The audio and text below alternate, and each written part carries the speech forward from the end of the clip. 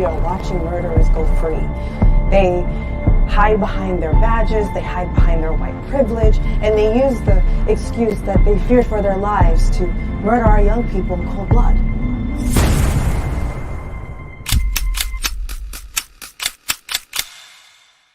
It's done.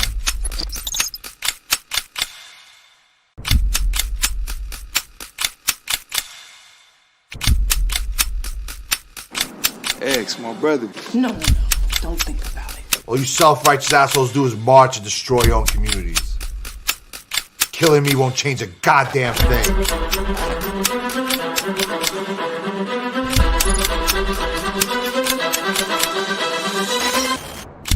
It's a lot different when it's a grown black man standing there frowning.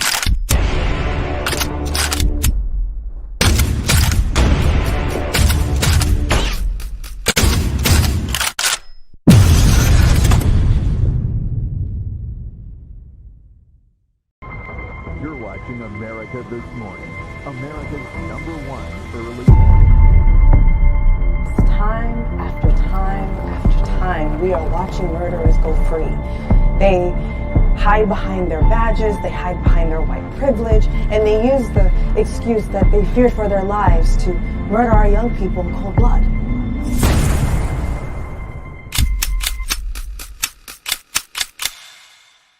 It's done.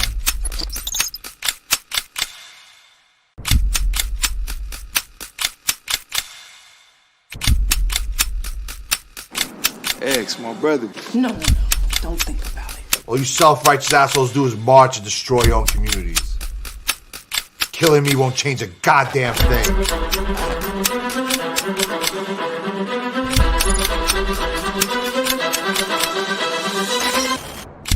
It's a lot different when it's a grown black man standing there frowning.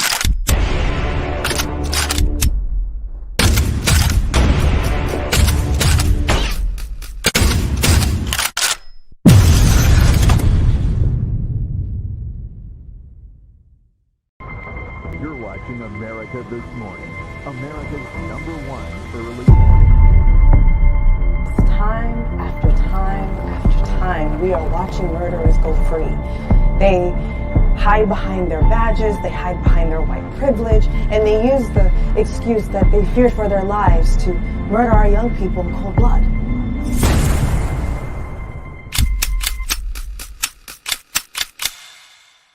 It's done.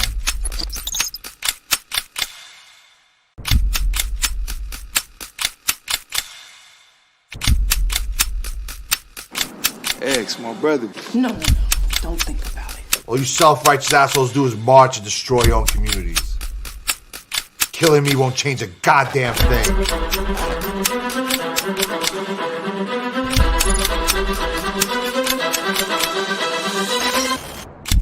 It's a lot different when it's a grown black man standing there frowning.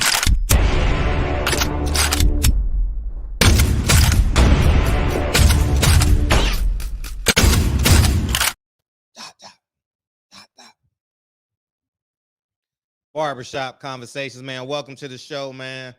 I totally appreciate y'all coming through. JP, Ira JQ, man. What it do? Dre's finest. What's up? What's up? We got Keno, Big Homie Coop. Appreciate you, man. Adari, appreciate you. I am J. Lou. Thank you guys so much for coming through. And without further ado,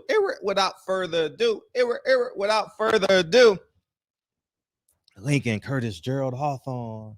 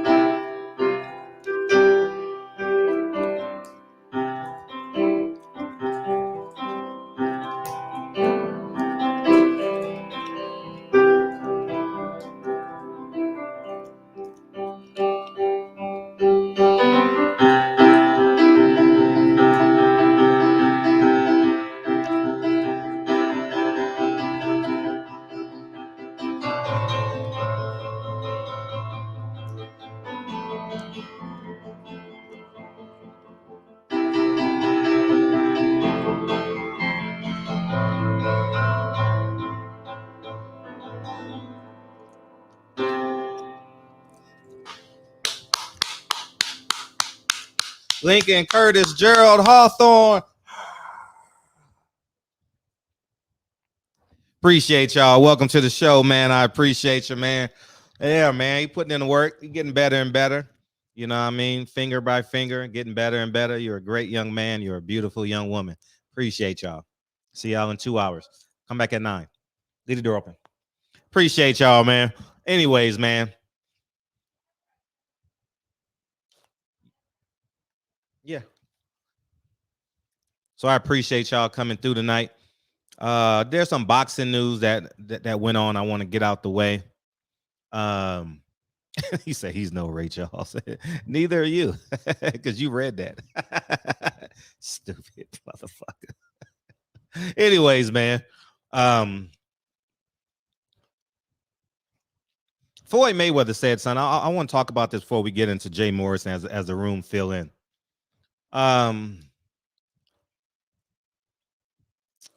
He said some things that I really want to make apparent. And I don't give a fuck about how people feel about me. And I think people need to just tell the truth. Set it and forget it. Say it and forget it, man. You ain't got to go harder than what's necessary. Just tell the truth. And that'll be it, you know. He said something as it pertains to all of us. He said, I'm going to keep on robbing the bank. And Tank is not going to fight Shakur Stevenson or Devin Haney. What's the point even supporting him? One, he has no respect for nobody. It ain't just black. It's just fans in general. He says, I'm going to keep on robbing the bank, which means we're going to keep on paying for it. And I think it needs to be, the conversation needs to be had. We need something. Because when you guys come online, you guys expect the product, right? You expect the song and dance, you know?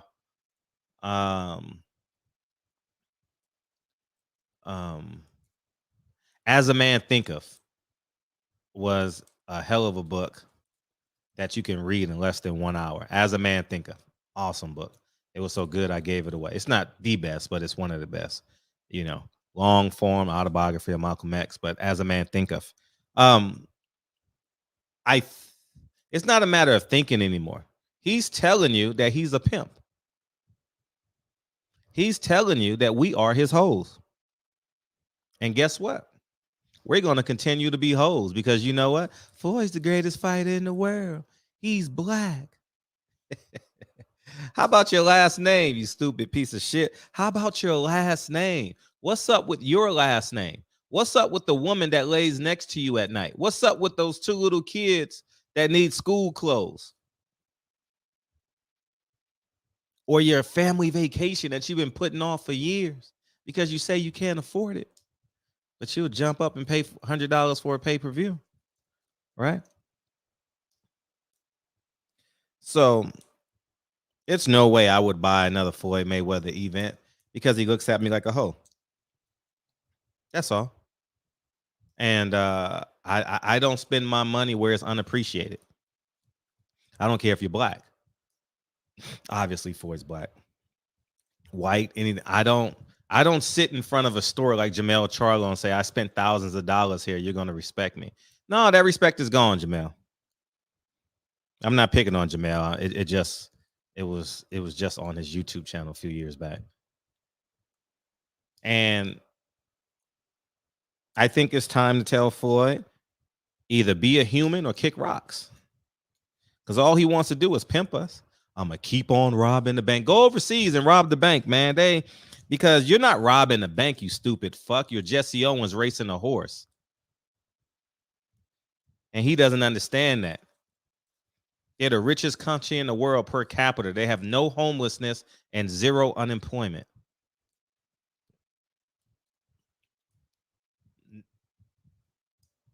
So let him go over there and get the money. Go over there and be a horse. Be a 45-year-old horse. Enjoy that. I don't want to do that.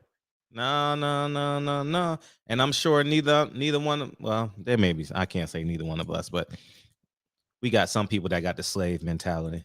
Man, just pay me. Just pay me. I'll do anything.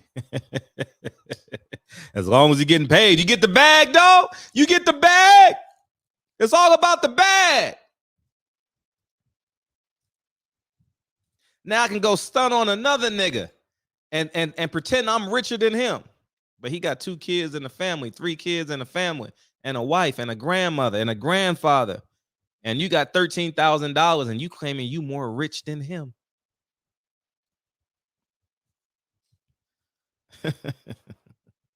What the fuck has this world come to, dog? We chasing the bag, though. I got the new Jordans, though.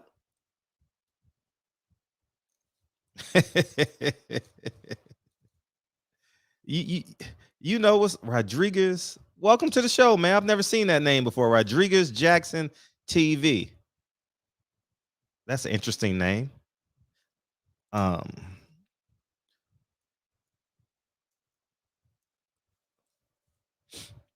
I think as men, because we're alpha males in this comment. Oh, Lord, nigga, we are alpha males in these comment sections. Oh, nigga, this, nigga, that I stand on my 10 toes. Nigga, I'm hard than a motherfucker.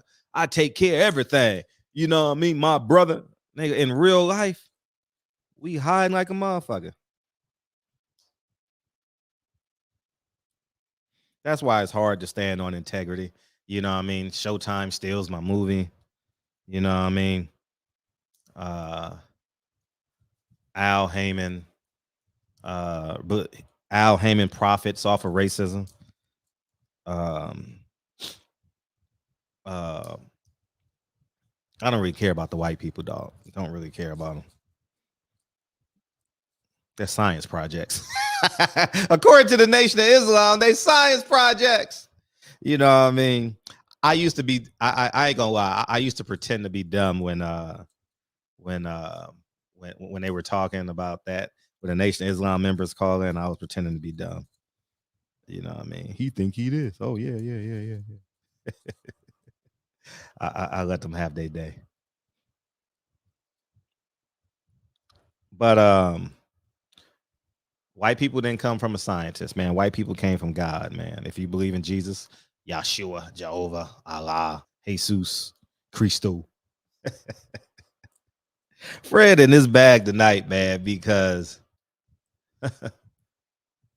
Floyd Mayweather and Jay Morrison, they mirror each other. Arrogant, selfish, and finds loopholes to monetize. Very much so. And sometimes arrogance can be good. I had to be arrogant when I was a media member. What's up, champ? I had to be arrogant. I had to force my way through. And I did. Hence why I'm a powerful voice in boxing.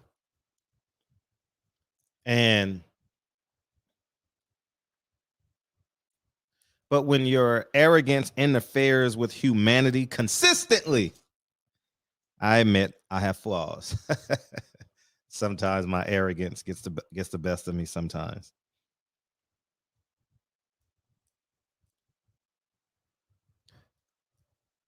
But when you have a man who values money and hoes over fatherhood, why you respect him?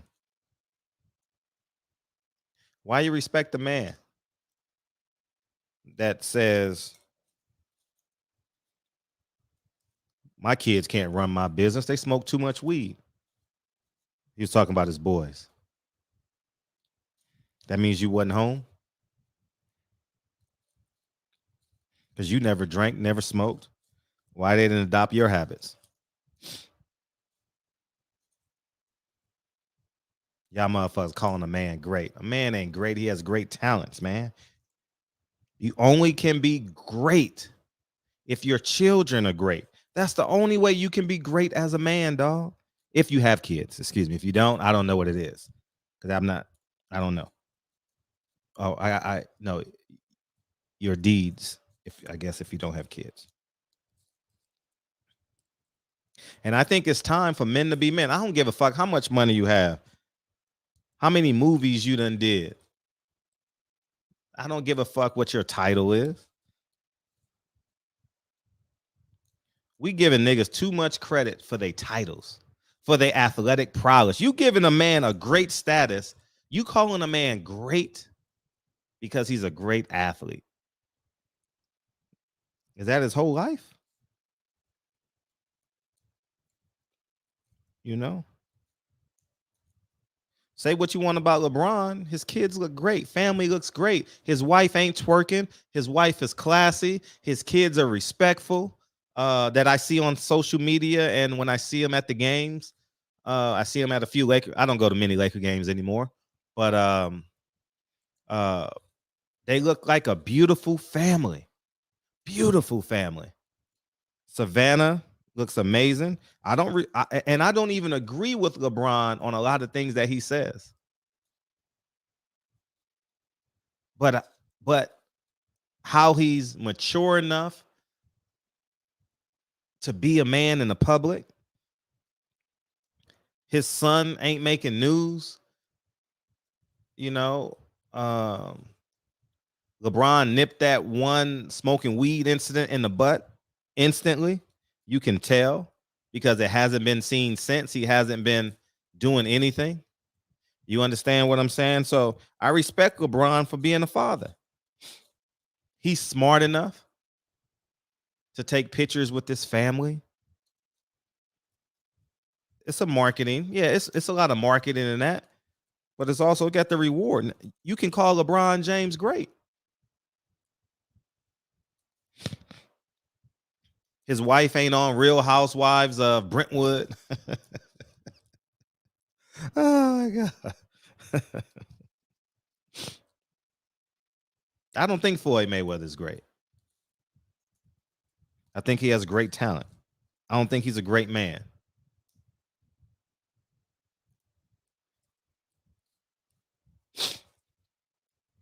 I've seen his daughter be one of the most disrespectful persons I've ever seen in my life, according to her age and the people that surrounds her. No respect. And she got her reward. She's the 8th baby mama of a man that doesn't care about her. She's crying on social media, begging for his attention. And I'm not picking on her. I'm talking about the attributes of the lack of fatherhood that we have in our community. It just doesn't show up in Bloods and Crips. It just doesn't show up. It just doesn't show up in how you say it? Bloods and Crips and gangs. No, he doesn't bother me. It's the most polarizing name I can use to get your fucking attention, you stupid fuck. That's it. Just like when I use Al Heyman's name, y'all in full attention. Fred hating now. I'm not gonna spend the whole show talking about Floyd. I'm getting y'all attention.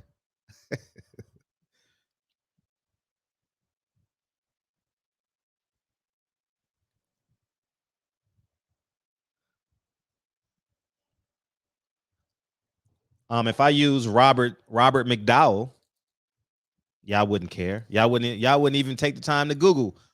I would have to say 10 things about Robert McDowell before you even Google him. Would you say, no, he ain't real? McDowell's Burgers? That wasn't real. That was a fictional movie. That was a fictional restaurant in Coming to America. You understand what I'm saying? Man, I don't give a fuck, man. I just say this, man. Start calling great men who have great kids. All right.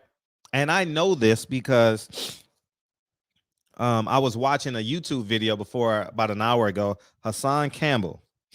Many of y'all know him. Many of y'all don't like him, whatever. I don't care. The truth is the truth. I don't give a fuck where it come from. Motherfuckers say, I am never watching Fox News, but Satan is a fallen angel. So Satan told the truth 90% of the time.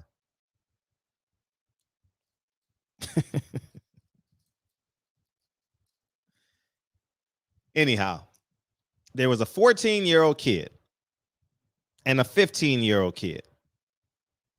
The 14-year-old kid decides to push the 15-year-old kid. Excuse me, the 14-year-old drill rap. This happens in Yonkers, New York. So you guys can Google it as you listen to me. 14-year-old drill rapper who's very aggressive online, negative online. You know, that whole drill rap music culture. I still haven't heard a drill rap song yet. Maybe I have as I'm driving by somebody, but I haven't pulled it up yet on my title app. And he pushes the 15-year-old on the train tracks in New York. The 15-year-old gets up, makes it before the train comes, gets up, saves his life from not being electrocuted because that third rail will electrocute. Oh, it happened in Harlem. I appreciate you. But okay, that happened in Harlem. Thank you for correcting me. And the kid was from Yonkers. Excuse me. The 14-year-old rapper was from Yonkers. Damn, what train was it on? I didn't read the article. I just listened to him. He read the article. But if it's on the 2, 3, or the 5, shit, I used to be on that train all the time, leaving my grandfather's house. And the 15-year-old gets up, saves his own life. The 15-year-old saves his own life, gets up, and has to the one train, 137th. God damn. Yeah. So 137. Do you get on the train? Don't you get on the train at 135th? Somewhere in there? Okay. But I don't know what street it's on. I'm thinking of Malcolm X Boulevard, formerly and also known as Lenox Ave. And the 15-year-old got to get up and face the music. I repeat, that 15-year-old got to get up off the train track, save his own life, and face the music. So what does the 15-year-old do? He stabs him.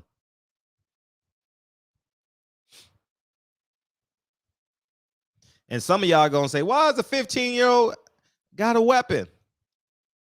The environment we created for that 15-year-old. You know?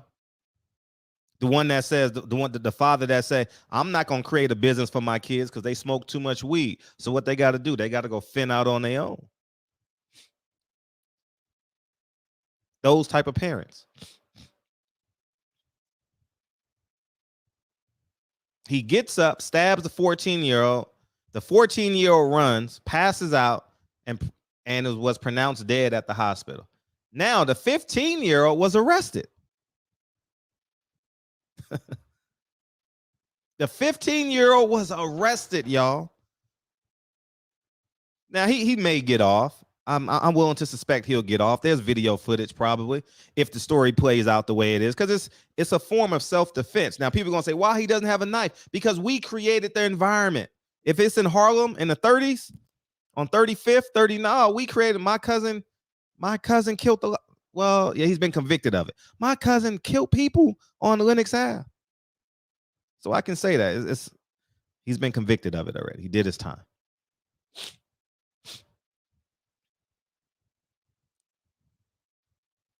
That's the environment we create.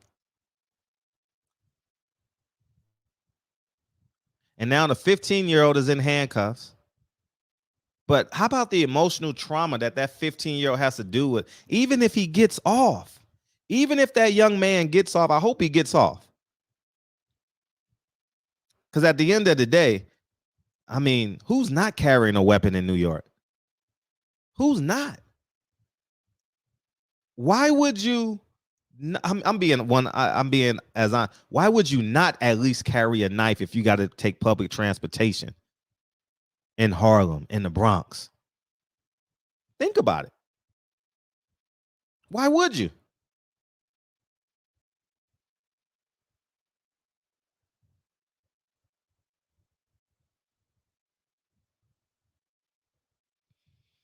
Why would you? Well, I mean, it's only right. That's par for course. As a matter of fact, the last time I caught a train, I put my wallet and my cell phone in my front pocket. I had a backpack on or something. No, that was years ago. But yeah, I put a backpack on in front of me and I pushed it against I was probably standing against the rail or on the train. And because I'm not putting my back to nothing while I'm on that damn train. And this is trauma that we all got to live with. Whether you're catching the blue line in LA or the number 1 in Harlem and everything in between. And you know what we do? We do violent challenges like, hey, see if my son can go fight this little boy outside. That's problem solving. A fight is a solution to a problem. Do we understand that? Or are we just not getting it? So the parent is going to pretend like she wants to fight to see if her child is tough. I want to see if my child, I'm not raising my child to be tough. I'm raising my child to be the most articulate, intelligent problem solver of all time. I pray my son never gets into a fight. And when he turns 21, he's going to be a gun owner. I'm not raising my kid to fight in these streets. I'm teaching my kid self-defense. As soon as he's old enough to go with me to the gun range, he's going with me to the gun range. And the day he turns 21, I ain't taking him to Vegas like y'all niggas gonna take y'all kids to Vegas. Nah. We going over here to Red Storm over here in, what's the city, in Glendora, where I bought my last gun, black-owned gun store. I'm going to go there. Firearms, Red Storm Firearms. I'm going to go there. And I'm going to give him a little Ruger. And I'm going to tell him, I'll pay for it.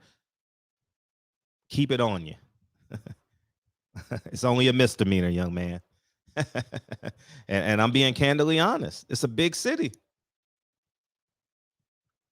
And it's not, and I'm not a motherfucking gun expert or nothing like that. I believe in self-defense. But the reason why we have to do that is because Floyd Mayweather said his kids smoke too much weed, so they can't run his business. They can't run his empire. So you know what the young kid goes? He got to go fend for himself. He goes and becomes a rapper. Ironically enough, that's what Floyd Mayweather's son became, a pot-smoking rapper. And what did this kid become, 14 and 15? A pot-smoking rapper. There's similarities. You guys fell in love with the money and the cap. That's what you guys fell in love with. Instead of seeing the parallels.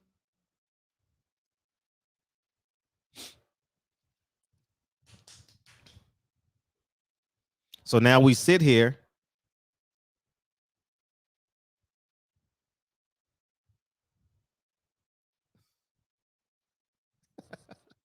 Man, get the fuck out of here, man.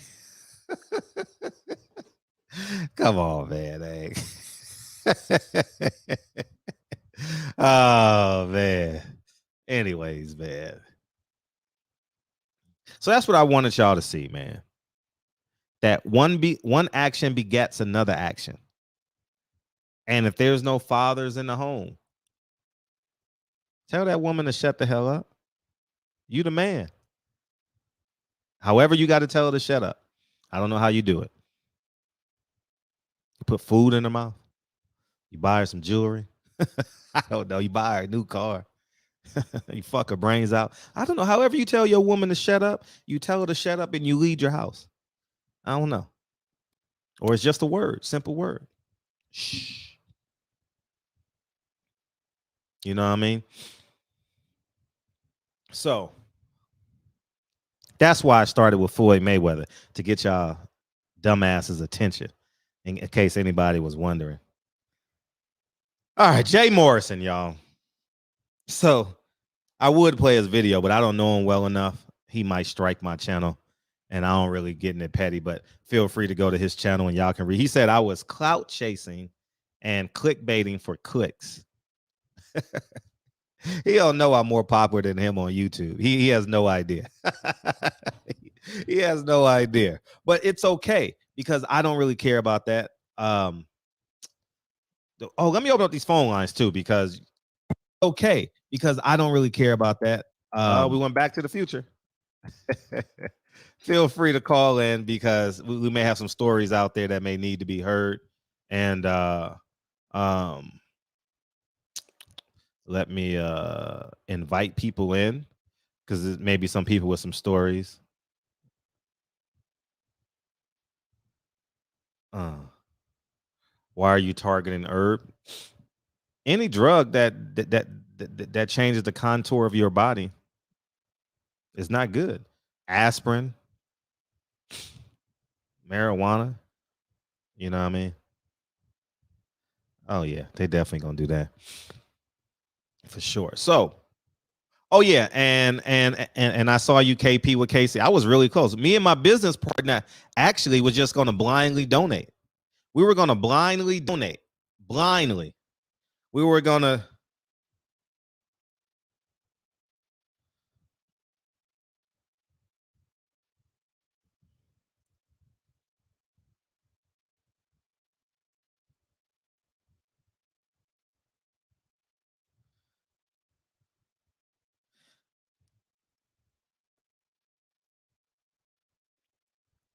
I'm definitely putting them in a karate class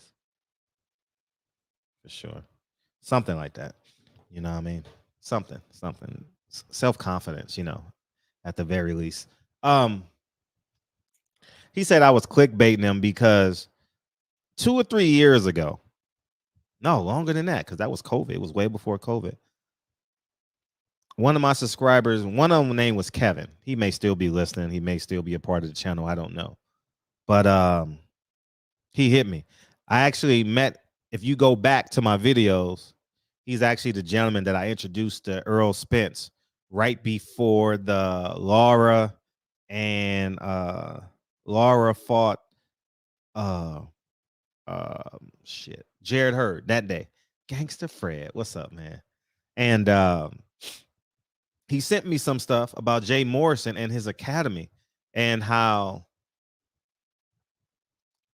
he reached out and they were unresponsive. And I was like, that's interesting. And then I posted something. You guys may remember this if you guys fuck with me for a minute. I said, if anybody else is out there that got some stories on Jay Morrison, let me know. And you can use my platform to share your stories and get it out, because it may be more people. It may be a class action lawsuit. And just like Cooking with the Champ, you guys have access to my channel. You guys help me build it. You guys are here many nights. I would be a fool not to lend this platform to further your message. And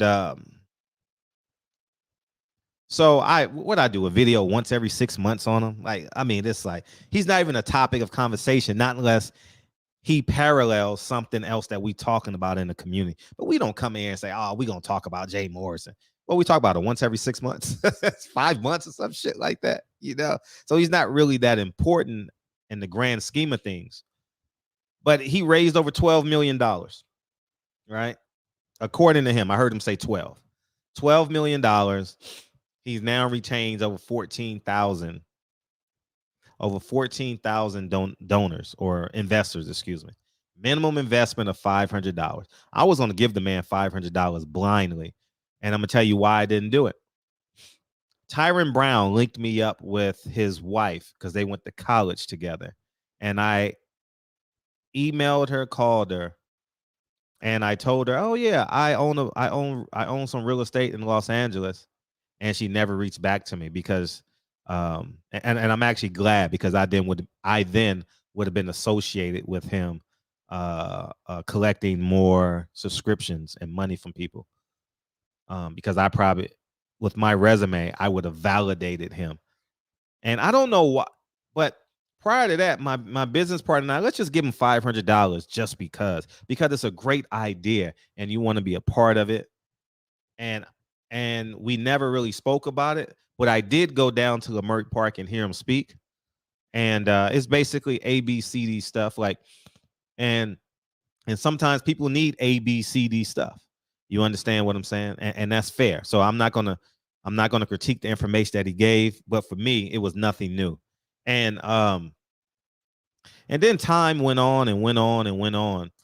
And then he posted that got my full attention, but I didn't say anything. But now I knew he was a fraud. He said, we just bought our first built starter house. We bought our first starter house. And I'm like, you bought your first starter house? I thought you owned houses. I ain't gonna lie. I thought you owned a bunch of property. You bought your first home. What the fuck? What are you talking about? What's up, Shamar? Hey man, I just wanted to say, I always wanted to say, I always like your show and stuff like that, man. And, Thank you, dog. And you know, you just keep it real all the time. I'm at work right now, so I'm about to get off of work in like another hour. So I just wanted to just call in just to just tell you that and just keep inspiring me, and always like you always give me like all the boxing news and stuff like that. I always been a big Floyd Mayweather fan and Tank Davis fan, but you've been putting me on, and I've been slowly like not liking them more and more. So yeah, don't buy the pay-per-view. Not unless you fight somebody. yeah, I probably wouldn't. They're gonna rob the bank again. Yeah. The Floyd Mayweather plan, rob the bank. Yeah, that's what he been doing for the last like three fights. So more than that, but yeah. We gave him Conor. We knew that fight. We knew Floyd was gonna beat Conor in a boxing match. yeah, I was just watching the highlights like a couple of 2 days ago, and I was just sitting here like, dang, like what? What was he doing? Like this was not boxing at all. So He out there saying he getting 200 million. Let him go get his 200 million. Get your 200 million somewhere else. Yeah. He ain't getting no damn 200 million. Right. Yeah. So thanks, Fred. I just want to just come I and check appreciate you in the chat too. I'm coming from New York City, so I know. I hear it. Yeah, man. Appreciate the love, brother. All the time, dog. Thank you, dog. All right, man. Later. Right. Yep. Peace. I appreciate that. See, something I appreciate that, and that was very natural for me to say. Floyd wouldn't say that. Like, why that nigga calling? Anyways, he said he bought his first starter home, and that shit threw me in a loop. I'm like, you bought your first starter home? How you buy your own starter home and you say you got all these homes and all these properties? Come to find out, prior to the Jay Morrison fund, he didn't own any property. So I'm like, this is crazy, dog. He never sold a celebrity home.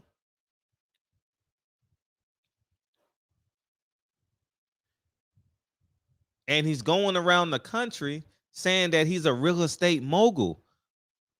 Remember, he was a real estate mogul prior to the Tulsa Real Estate Fund, prior to the Jay Morrison Academy. But it's not adding up, because if you are a mogul, that means you should have about, I would say at least 30 doors. 30 doors that people open up and they pay you to be there. And I'm sitting that's really, really weird. It's really, really weird. But when he said to start at home, I was like, oh man, this dude ain't got no property. This dude ain't, because for real, the property should have been in an LLC. He never mentioned it. Anyways, I don't want to talk about the semantics of it, the real details of it. But the fact that he admitted that was his first home lets me to know that he is not an expert on managing $12 million. And he, unprepared, took the $12 million. And I'm going to show you guys something. I need you guys to see this. One of the first things he did, he didn't secure it. One of the first things he did, where is it? Oh, wrong one. That's his legacy center, but I need to show the other one. Here it is right here. He said he paid cash for it, right? One of the first things he did was spend over $2 million on a legacy center that he built or refurbished. So if he made $12 million, he took two or 3 million. I'm gonna say 3 million because you got to get it zoned. Maybe you got to get it rezoned. You got to get a architect in there to redo the plans. You can't get a property that big and the city not get involved somehow, some way. New doors, emergency access, ADA, so many different ways. You got to move an electrical panel. The city got to get involved. I don't know if he has a pool on deck. You know what I mean? So many different ways the city got to get involved, right? You move in concrete. You drive by, the city hears the machine. You know, they're going to pull up on you for sure. They're going to check the wiring, make sure you ain't did nothing new. And the first thing he did was purchase this property, which he calls the Legacy Center. With $12 million, he bought the Legacy Center. Now, you guys might say, oh, Fred, that's a good idea. Sure, it's a good idea. But the first thing you must do is secure that $12 million. This motherfucker is building stuff that he loves, stuff that he wants to do. He's not building stuff for the betterment of those the initial 15,000 investors.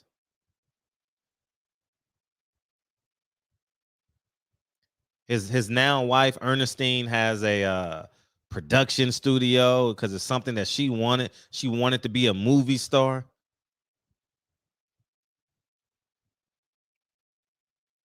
Oh, county just pulled up on you. Yeah. They're gonna do it. If they hear that noise, they're gonna do it for sure.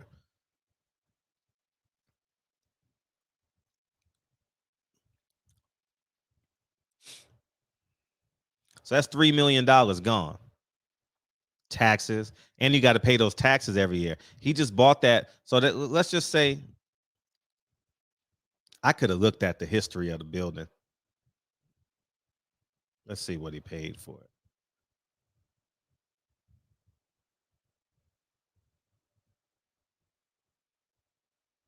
Let's see the history. He bought it in 2018. He bought it 10/10/2018 for $2.1 million.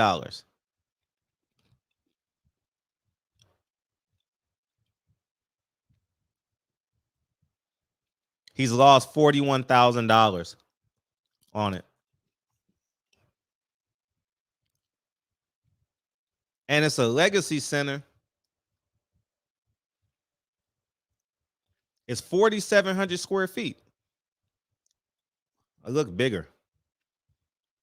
So that means the investment that he ultimately believed in, because that was his first thing to do. Oh, architect. Oh, yeah, that's fucked up. That's fucked up. And you better use the one that's comfortable with the city, too. The city planner going to get you, city manager.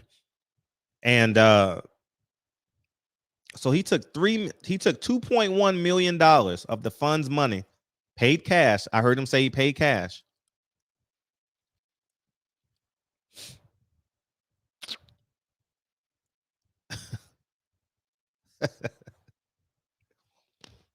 And it hasn't made any money. Taxes on 2.1 million is probably about $27,000 a year. Every December, this man got to pay $27,000. That's probably what it would be in California. So the state tax may be a little bit different, but that's probably what he has to pay somewhere around there. So that means it's $9 million left, right? I ain't done yet. I don't really care about his personality at all. 0% do I care. Don't care. I don't care that he has a big personality. He deserves it. God gave it to him. Good for him. But I want you guys to hear something else. Here it is right here. Not only is his flagship Black House failing, it's lost $41,000 in value.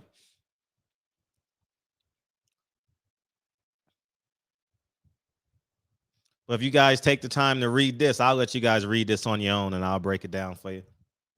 This is a summarization. Matter of fact, I'm not even going to go into the semantics. I'm just going to put this link in the chat and you guys can follow it. Because it would take 40 minutes for me to break this down. That's the Instagram if you guys want to see it.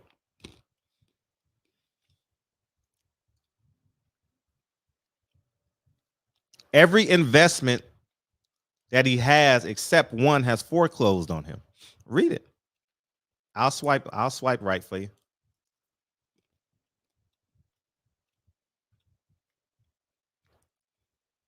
And guess what? He lives in Atlanta, Georgia.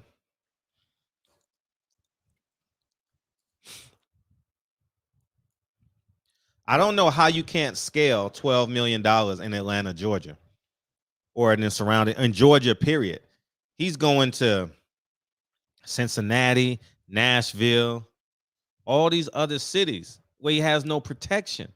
And what I mean by protection is, say you want to remodel. How you going to get someone to help you remodel?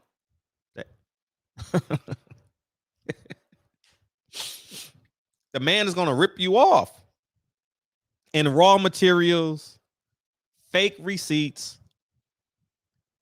A 2-day job is going to take 5 days. That's the biggest reason why I haven't bought 10. I want to buy a whole block.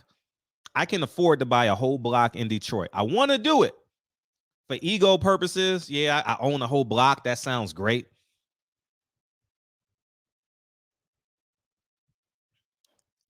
But it don't make sense.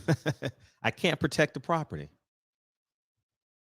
So he's just hot pot. He's just hot shotting with people's money. Because I know 100% sure if you do your due diligence, you can find this deal in the state of Georgia where you can protect the people's money.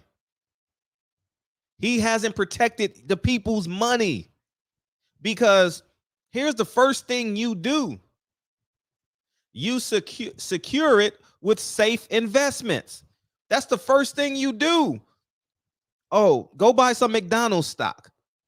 Go buy some Bank of America stock. Go buy now Starbucks. Go buy Starbucks. Amazon now. They ain't going nowhere for a while. Go buy Amazon. You got to secure the people's money. And how you do that? You go buy some buildings where you can secure a profit. It will scale itself, like in LA. I get through the through LA County, I get a 3% raise every year. Right? Every time I can raise rent 3% every year. So I raise it the same month every year. Labor Day, every year, Fred raises the rent, right? Everybody knows I haven't done it in 2 years because of COVID, 3 years, 2 years. And that's fine. Got to play by the rules. No big deal.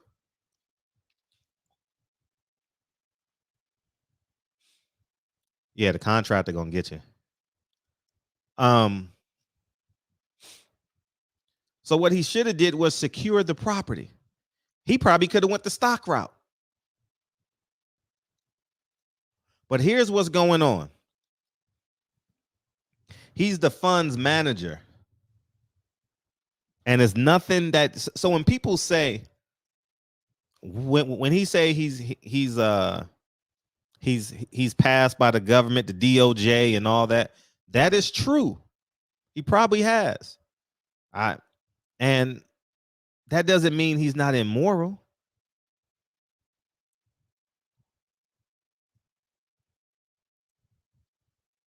So here we are.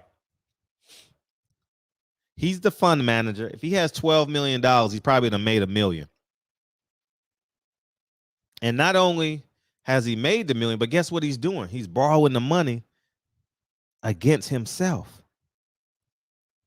because he's his own bank. So he's paying himself to be the bank, and he's paying himself to be the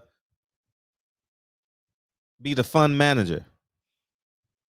He's made over $2 million with other people's money. He didn't reinvest his salary because that's what a good investor would do to show faith in what's going on. I'm going to reinvest. My salary is this. I will reinvest my money to give the other investors confidence that I'm all in. He's legally robbing the people. There's no hope for this. There is no hope for the Tulsa Real Estate Fund. There's no hope. Zero hope. Because he currently doesn't have the capital to rebound. Not unless he gets a windfall. He has no equity in the Black House. No equity. He's just paying interest. He's probably paying interest. Oh no, he paid the cash. So he does have equity. He could sell the Black House. But if he sells the Black House, people know it's going to fail. That's his last move, is to pull against the Black House. He can pull 70, 80%, depending on the bank. Take that 75% is 1.5. Take that $1.4 million and make some moves. But he got to be exact. But because he's only making the move with $1.5 million, guess what? There will be no dividends returned. He can't put out dividends.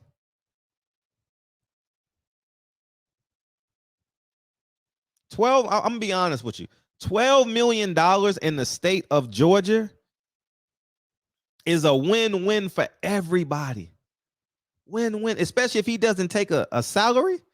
If Jay Morrison doesn't take a salary and invest that $12 million, oh my gosh. Oh my man. $12 million in Georgia, man. Up to 100 doors. $12 million is probably $120 million in bank credit. Imagine that, right? If you leverage it. If you leverage that, that's 10%.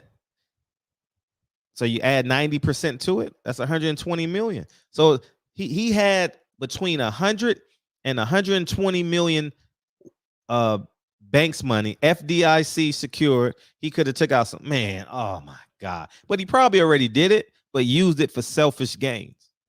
It's all going to come out in the wash in 2 or 3 years. He's hiding it a little bit.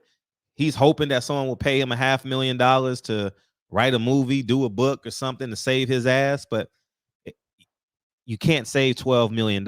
Who has a $12 million lick? There's no $12 million lick out there. Now, unless he's going to box Floyd Mayweather, shit. I mean, Floyd making 200, he'll gladly give you 12. Right? You see what I'm saying? So that's what I wanted to explain to you guys, man.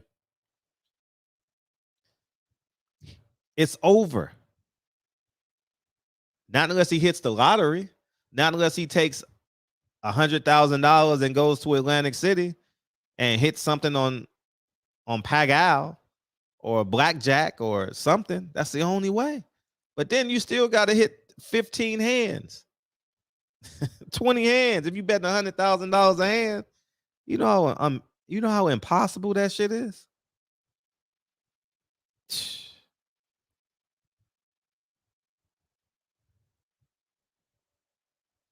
It's just awful, man.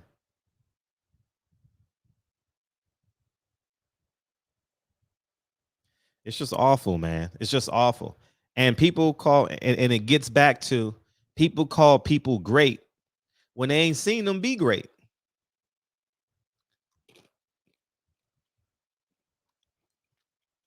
I haven't totaled it up yet, but I just used that one for this show. $70,000 for his academy. And it was forgiven. So he's good. He's in the clear. So when he says he's had a bad year, no, Jay Morrison had a great year. He has more than one LLC.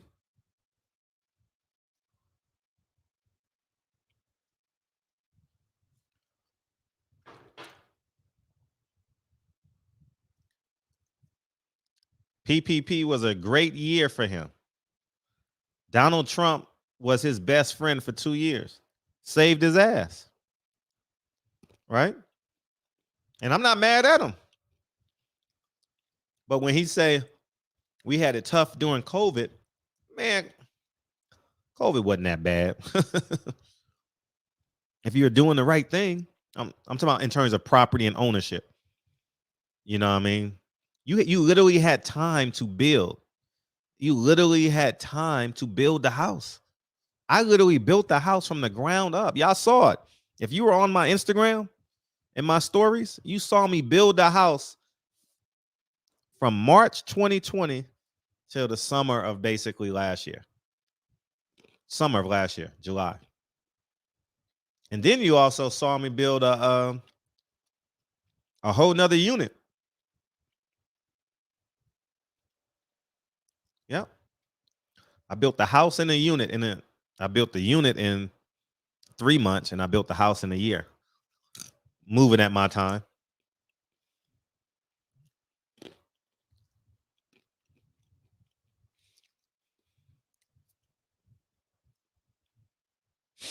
So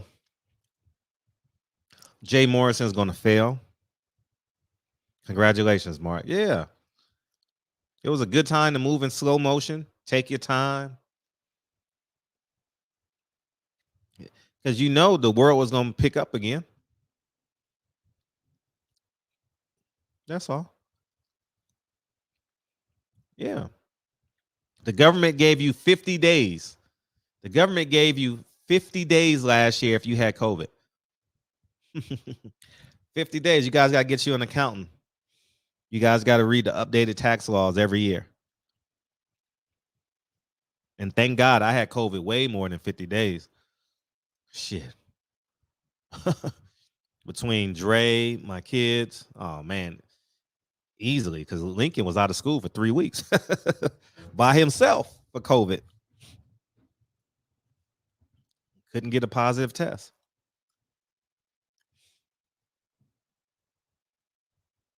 What I have COVID for, what, 10, 11 days? Y'all remember? Something like that.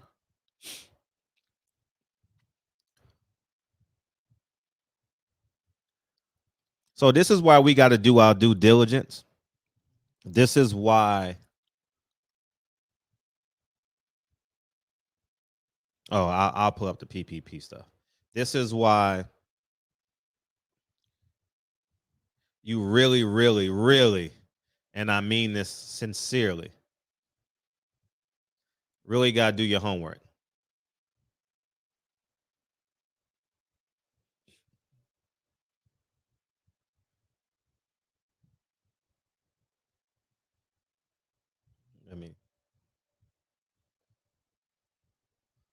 All right, let me drop this in so y'all can see it.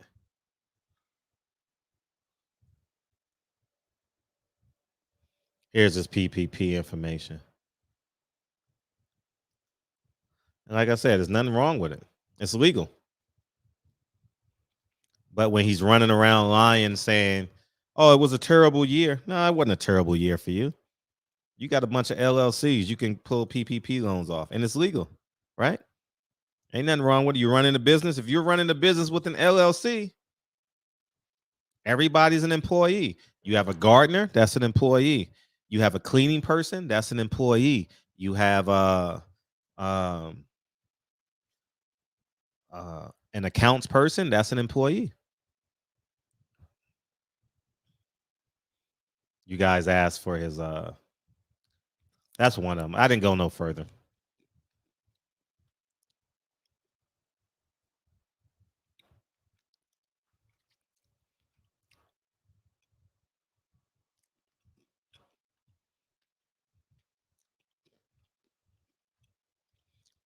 So you guys can screenshot that. Go ahead and screenshot it.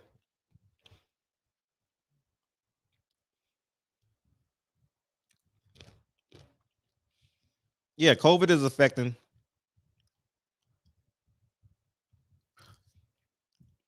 Yeah, COVID is definitely impacting people. It's not a perfect world. I would agree. So I don't want to say that it happened to everybody. You know, like the food industry's definitely suffered.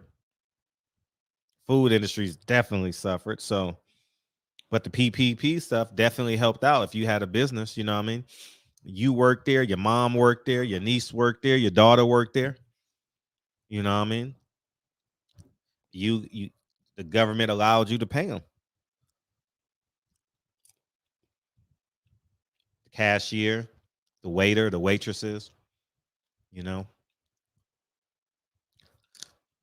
Jay Morrison is a legal scammer. That's what he is. He's a legal scammer that lied to the people and said he was a real estate mogul. You're not a real estate mogul if you say you was a real estate mogul and then you say you're getting your first starter home. You should have been there. You should have been bought your first home, right?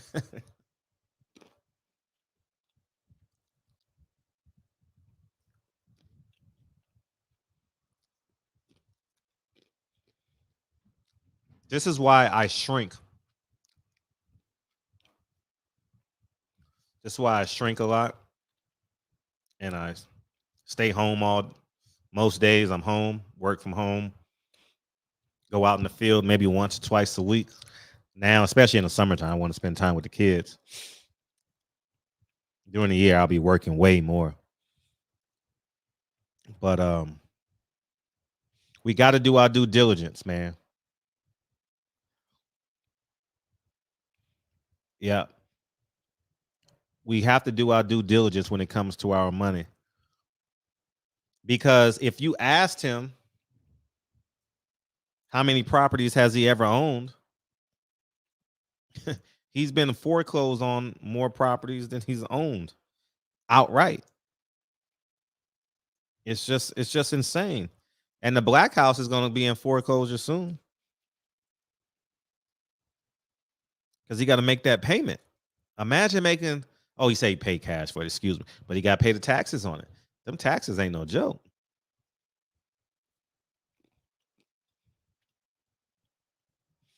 The gardening,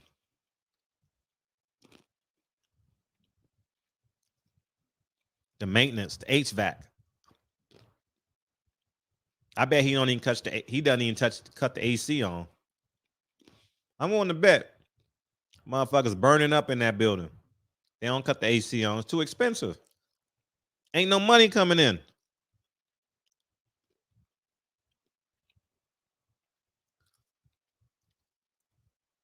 He took $12 million. And you know what the funny thing about it is? It's legal fraud, though. He's protected by the law.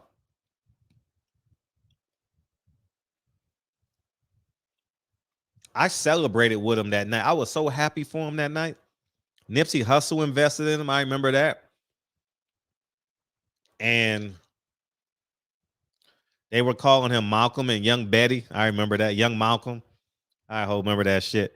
He plays upon, like he called the Tulsa Real Estate Fund, because some people may think that he's going to reinvest in Tulsa, you know, stuff like that. But I remember that night.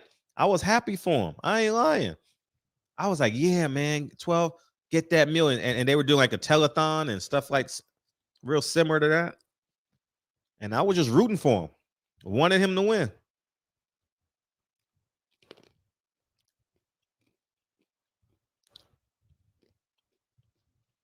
He's never been a real estate mogul. He's failed in the past and he's failed now.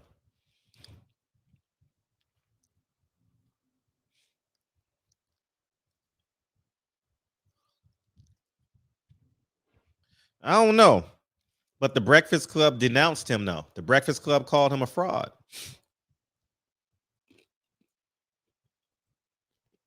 No lie.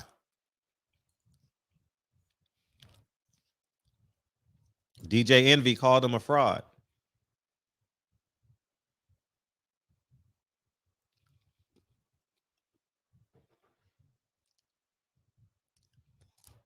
These are the truth. Send me a video, champ. We're going to play it in a couple minutes.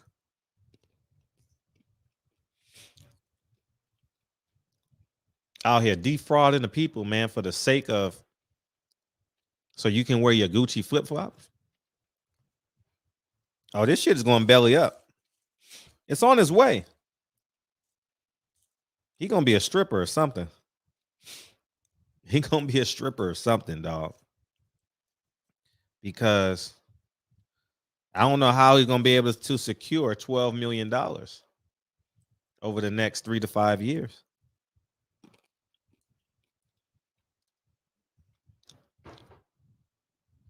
I don't know how. Anybody else want to call in? Oh, yeah, I just want to hear me keep talking about Jay. Jay.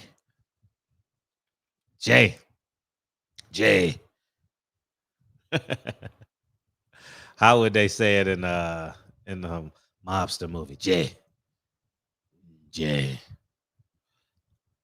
I trusted you. I thought you were the one.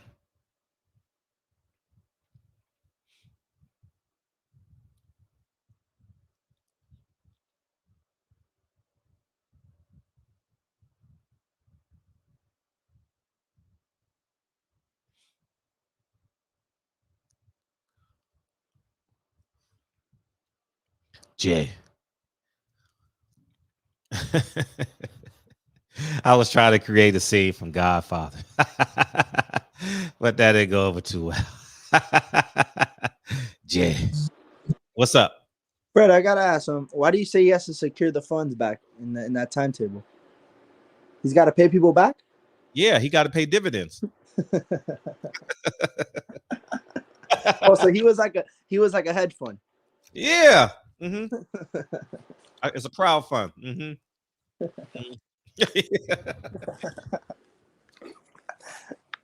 So my thing is, I don't know him. I don't know him. So like with these topics, I kind of learned them off you. So you don't know exactly how he got like his start or like how people found out about him, because like that's just weird how like, because you said that you mentioned that he was with Nipsey, and like it's just like kind of weird how he doesn't have any experience but people give him this money. Yeah, but he sold it though.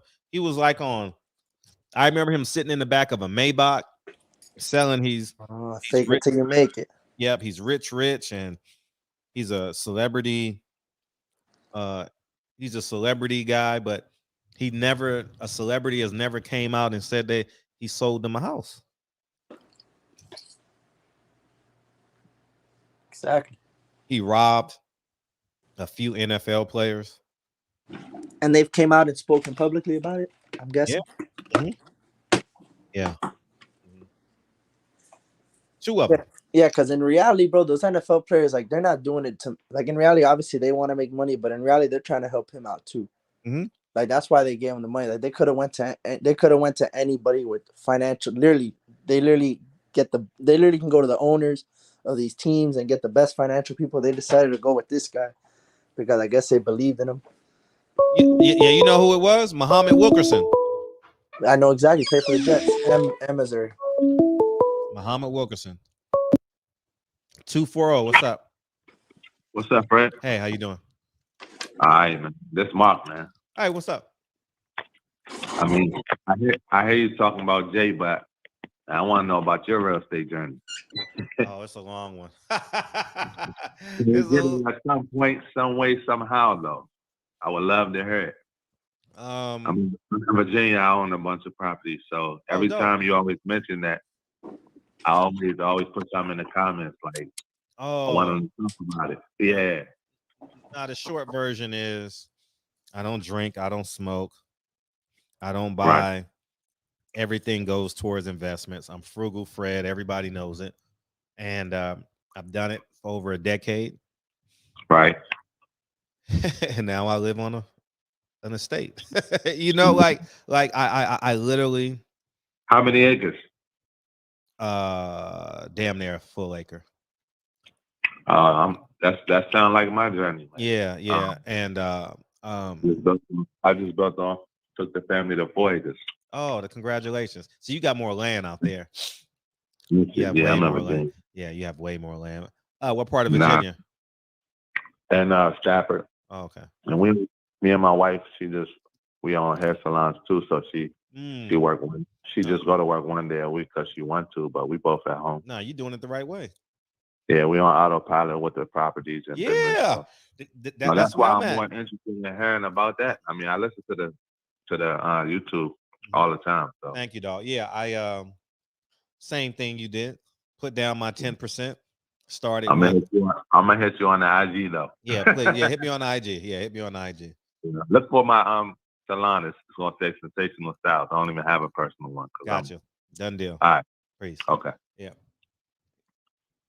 Yeah, Kane. It's really easy. You know, save my money. Put an investment. I mean, get the down payment. Down payment is 10% on the 4 units or less. Start there. Start there. You know, if an apartment building is 300,000, you only got to put down 30,000. Start there. Motherfuckers want to go to Taco Tuesday. Or go out on the club on Friday or Saturday. Tell you on that. Fred ain't doing that shit. Now I can. Now the last 40 years, y'all gonna say, man, Fred got a midlife crisis. No, nigga, I sacrificed my 20s. You got no midlife crisis? No. I just texted my business partner the other day. You want to take the families on a yacht? Want to rent a yacht for a day? That's what my brother always says. Yeah. You know, fuck. No, I respect that, bro. I'm trying to do the same, bro. I'm 22, like. You way ahead of me. Yeah, I don't go out, bro. I just stay home. No, grind, man. I just grind, bro. Like my parents want me to go out and stuff. Like I never go out. I'm just trying to get the bag. Yeah, you know what a guy told me? I'm not gonna mention his name because I got family and friends listening. But he told me, and here's what I should have did, and I'll tell you guys. He says, man, in your 20s, man, go drop a dime on it, man. Go pay for it and go home, man, and get back to work. Because that's the goal, right? Pay for what? Come on, man. Oh, I know. Yeah, exactly. Exactly. Bro, literally, exactly, bro. Mm-hmm. Pay for it and go home and get back to work. Because everything you do is for that, right?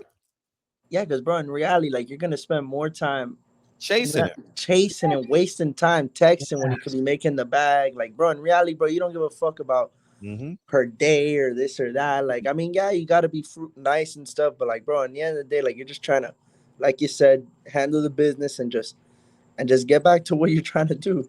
And it's legal somewhere in America, so it's legal everywhere. I mean, technically not legal, but I mean, yeah. To these clubs, what are they gonna tell you? Right. All right. So make it happen. Make it happen, Captain. You know what I mean? And get back to work. You know, because I mean, you got to build an empire, and it's not the money. It's the time it affords you. It's the freedom. It absolutely is. I have no desire to be the richest man in the world. I have no desire to compete against Floyd Mayweather. I have no desire to compete against Cooking with the Champ, Brian, Lightning, Signature. I have no desire. I mean, it would be nice. Obviously, the more money you have, the more things you can do. But in reality, bro, it's about the freedom. Like, bro, I don't have a 9 to 5. Like, I mean, I'm always at a spot every single day at 10 o'clock. But if I chose not to be there, I can choose not to be there. And like, it's not because my boss says I gotta be there at 7:30 or this and that. Like, my goal in life is to never work for anybody. It's like you said. I just want my assets working for me. Right. And me just, I mean, bro, in reality, I would love to just stay home and play video games all day. Right. Yeah, like, whatever it is. Like, and I would love to just be on my Xbox all day, but in reality, like, yeah, you can't make no bread off that. It's challenging. Yeah, bro, it's a lot of, especially in my age, bro. I mean, bro, for people, that started like at my age at 22 back in the day, I feel like it kind of was obviously it was more difficult because there was less routes to take with social media and more platforms to sell on this and that. But I feel like the distractions were way less distractions. Like, I feel like people my age, bro, like you can't even keep an attention span for 6 seconds. It's relative. Because back in the day, they didn't have no phones. They don't have to freaking watch. There's no TVs, no stick around anything, video games. Like, it's just grind or play outside, this or that. Like, honestly, like, we got so many luxuries now. Like, and then if you're blessed to be in the positions we are, you can afford the luxuries of watching multiple TVs, doing whatever you want, going out, this or that. It's like you said, it's like the best word is, like you said, the discipline. You need discipline. Yeah. Yep, discipline. And that's what I got. Discipline. I try to have it. I think I have it. My discipline is unreal. I mean pistachios instead of potato chips. That's why I eat pistachios, dog, because potato chips. I love potato chips, but I can't eat them motherfuckers every day. You're right about that. You know what I mean? So I eat pistachios. I buy 5 bags a time when I go to Costco. And it's a meal replacement too. Exactly. So let me take this call. 202. What's up, man? Good. What's up? Hey, I got a quick little question. Yeah, please. Let's say you got $1,000, Fred. You got $1,000 to your name. You don't have none of the wealth that you're talking about now. Real estate, nothing. You just a guy with $1,000. And I'm coming in a little bit, few dollars soon. Like, what would you do that? What would you put that $1,000 into? Well, you high risk or low risk? What do you want? Man, I ain't gonna let you. Man, I'm gonna tell you this, man. I'm the scaredest dude in the world when it comes to putting up money and risking it. Well, but I mean, I will try if it's something that you really can direct me. It's easy. Do a seasonal investment. So, for example, if Christmas is coming, do your research on what do you think is going to be hot. Toys. Yeah. Do a seasonal investment, and hopefully you get a 15% return on your $1,000. You have $1,150. Seasonal investment. How do you go about doing that? Well, just open up a Robinhood account, E-Trade. I mean, what's it called? There's so many. And the Ameritrade. Yeah, Ameritrade. That's what I was thinking of, Ameritrade. And but you go with the one that gives the most incentives. You'll learn it. I'm not gonna go through the incentives now, but you'll learn the incentives as you get familiar with it. But I mean, if you see, I was high risk, so I would play poker. I ain't gonna lie. I would take $1,000 to the poker room. I got to leave with 1,500.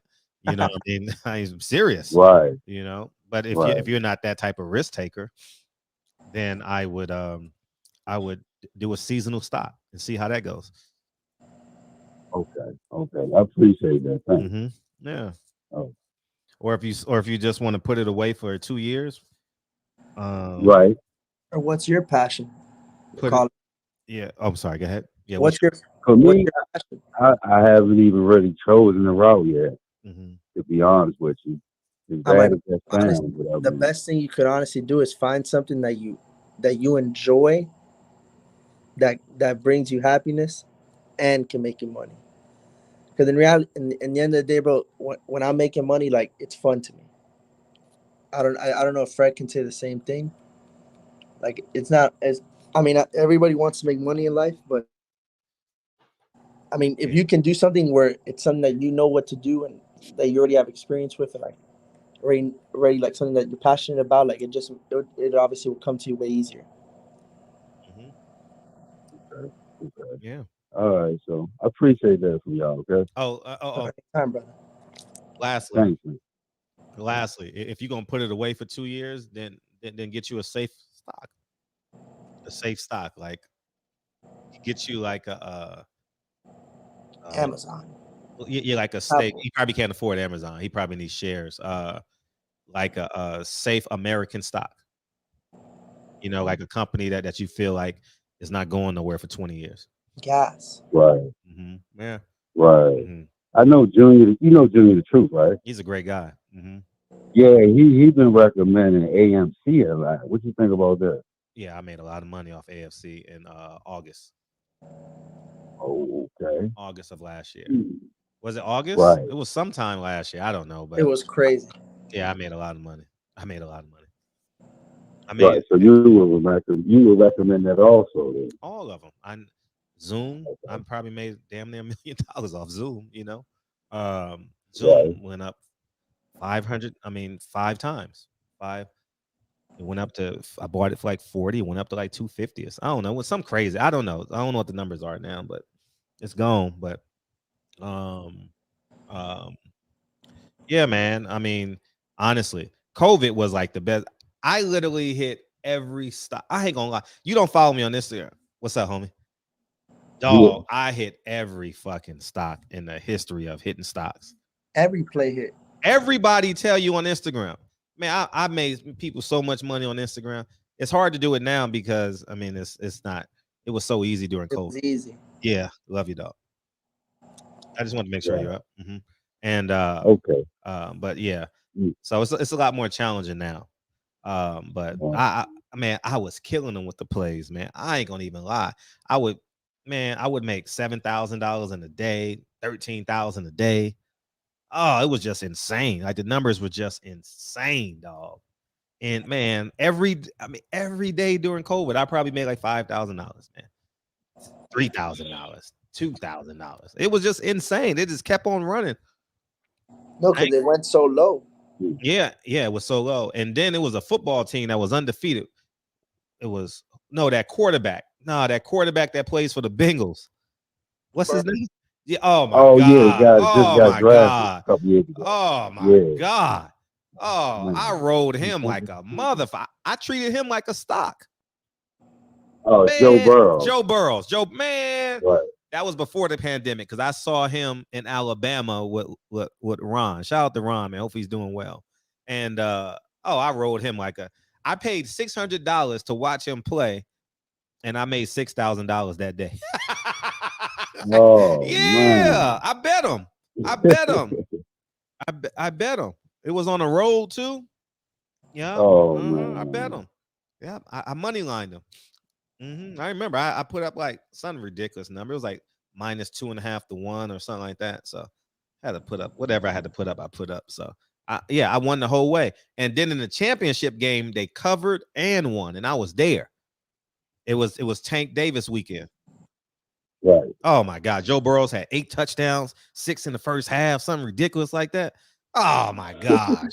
Oh my gosh, it was just insane. And then the championship game, they were -6.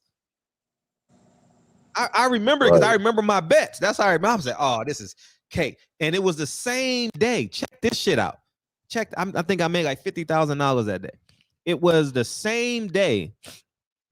No, I'm not gonna say how much I made, but I'm just talking fake numbers. But what I'm saying is this: it was the same day. That championship game was the same day Donald Trump was banned from Twitter or something like that.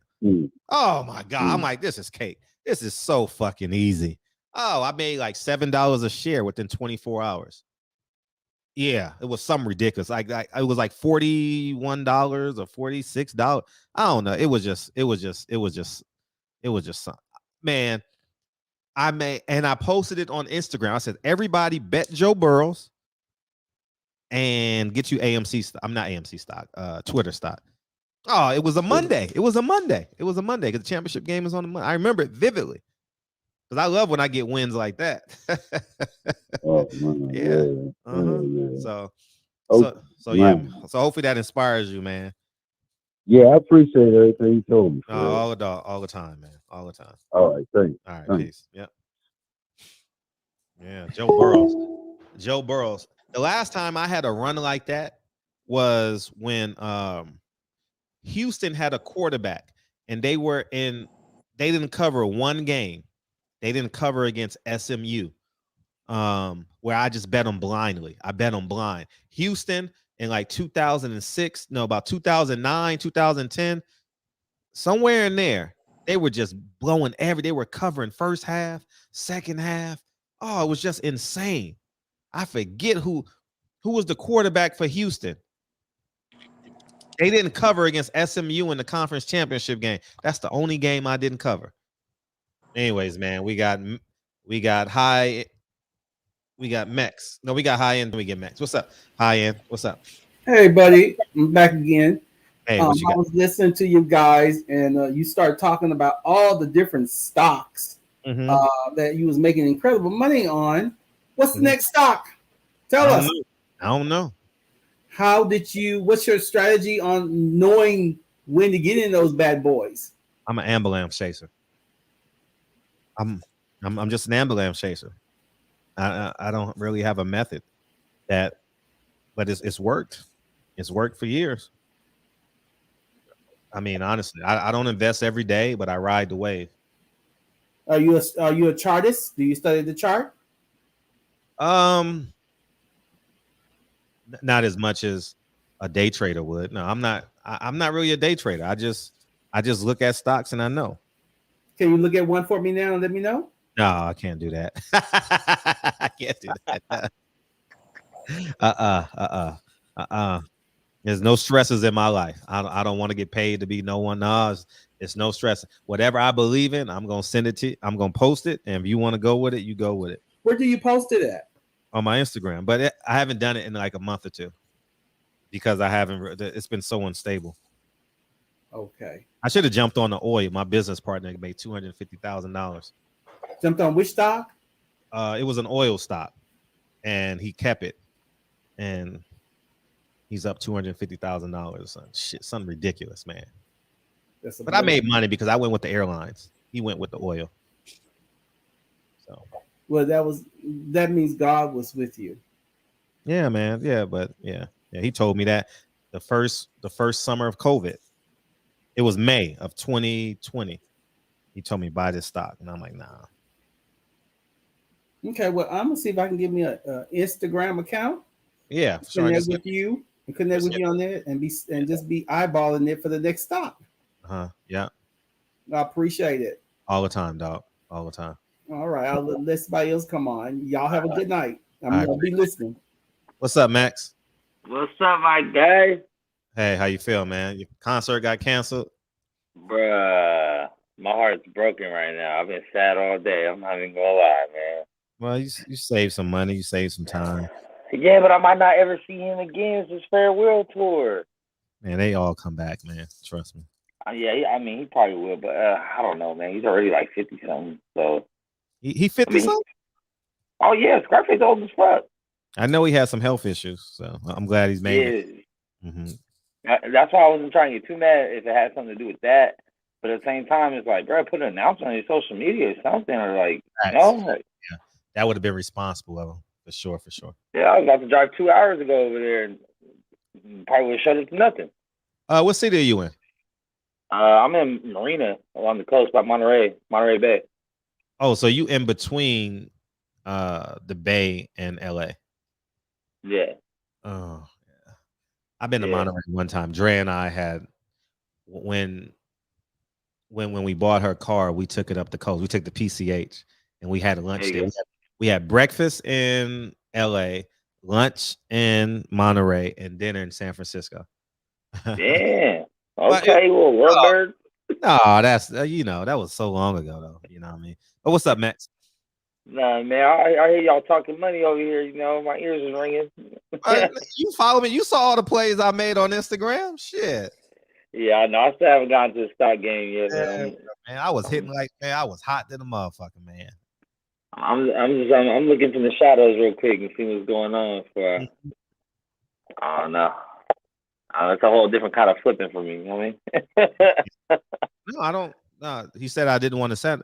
No, it's not that. I can't tell you what stock to invest. I'm gonna tell you what stock I'm investing in. There's a difference, man. I ain't gonna say, hey, you should do this. Nah, I'm not gonna be held accountable. I'm telling you what I'm investing in. I'm not gonna be liable. I ain't doing that.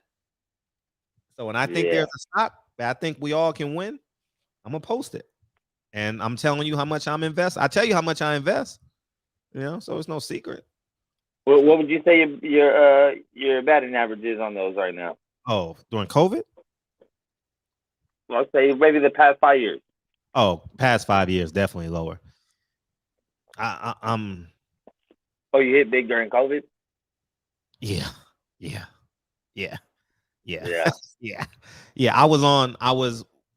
I had Easter over Zoom, and I said, "Oh shit, yeah,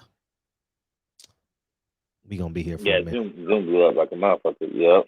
Yeah. So, yeah, so many. I sent them to a whole bunch of people. Yeah, but anyways, a lot of boxers too. I sent them. Hopefully, they made some money. Shit, I'm gonna be there, man. I'm gonna get this bank account. I get it in order real quick. Get some shit in order, and then I'll be able to dive in a little bit. I'm gonna fuck with you though, cause you shit, you know, shit, you probably the richest person I know personally that have a mind to really. Maybe, I don't know, but I believe you gotta give the information, man, because I know economics is once you get that economic shit under control, that shit is freedom, dog. You know what I mean? Yeah. And I heard my boy Kane's right there. I'm on the same tip. I just want to get to that point in life where I don't have a boss no more. I don't have to come in at a certain time. I don't gotta, you know, I could wiggle my schedule however. That's definitely the goal. Yeah. Which is why I chose the restaurant business to begin with waiting and bartending, because it's so easy to get shifts, get rid of shifts, and flexible schedule, do shit with the kid. But eventually, I just want to be able to do whatever the fuck I want. Eventually, I want to be able to have breakfast in LA, lunch in Monterey, you feel me, and dinner in Frisco too. So we'll be out here.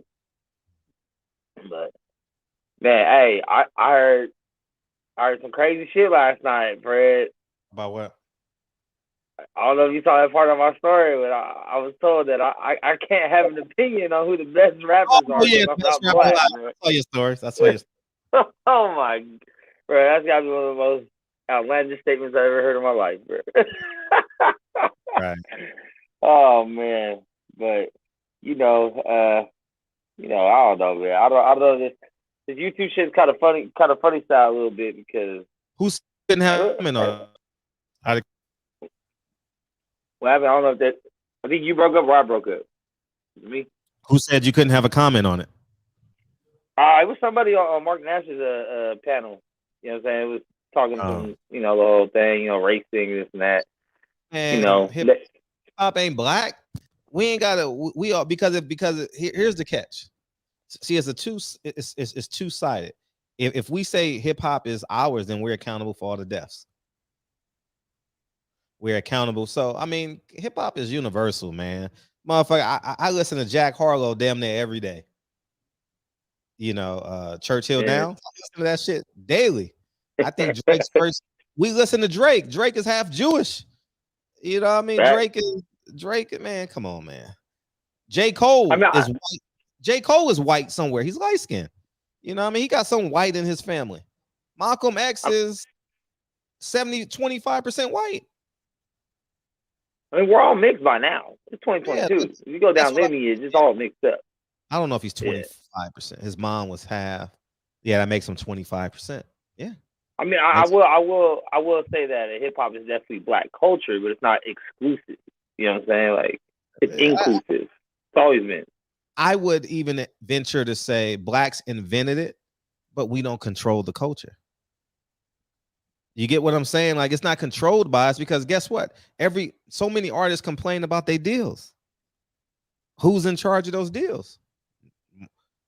Black people controlled by white people. Like, you got the Kevin Lyles, you got the Rick Rosses, you got Jay-Z, who's with Rock Nation, and so on and so forth. So they have black faces, but in reality, Yeah. I mean, you can. If you want to take another step, it could be like, I mean, it might have not got as big as it was mainstream if it wasn't for white people. Everything being in those positions. You know what I'm saying? So that's why I don't know, but somehow, I mean, I don't know how it comes whenever I get on panels.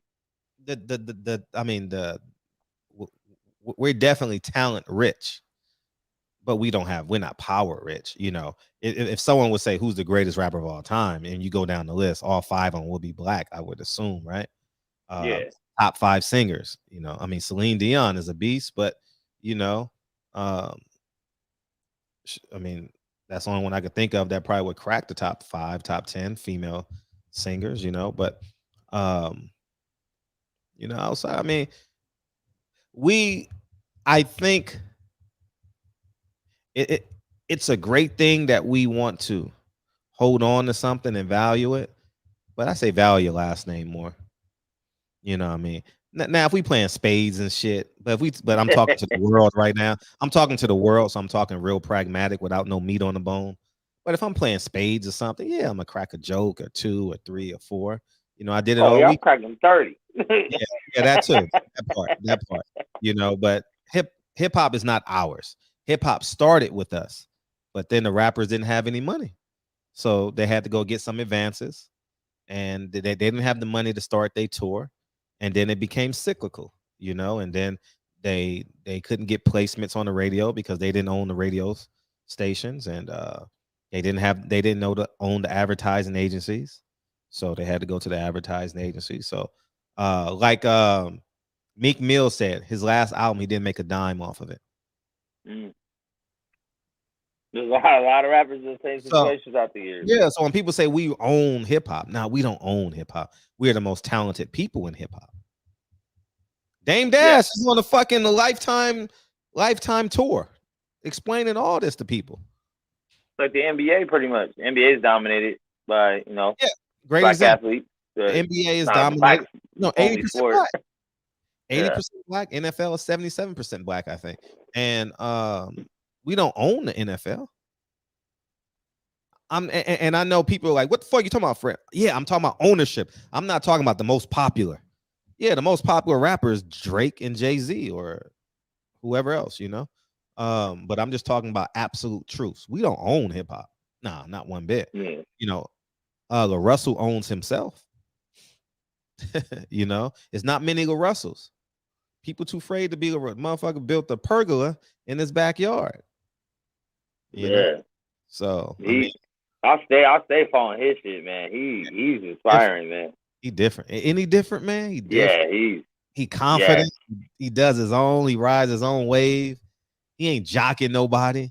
I love he ain't jocking nobody. Man, I just want somebody to hear my song. Nah, they gonna come to him. My sister kind of got out of hip hop for a little bit, and just recently she was like, "Who should I be listening to?" And I was like, "Oh, sis, you gotta listen to Russell. You gotta start right there, real quick. That's from Cali, Bay. So you'll love the shit he's talking about. Like, different subject matter, everything. I fuck with him tough. Yeah, he's different. I didn't like that Puff Daddy hug though. That shit was kind of weird. Did you see that?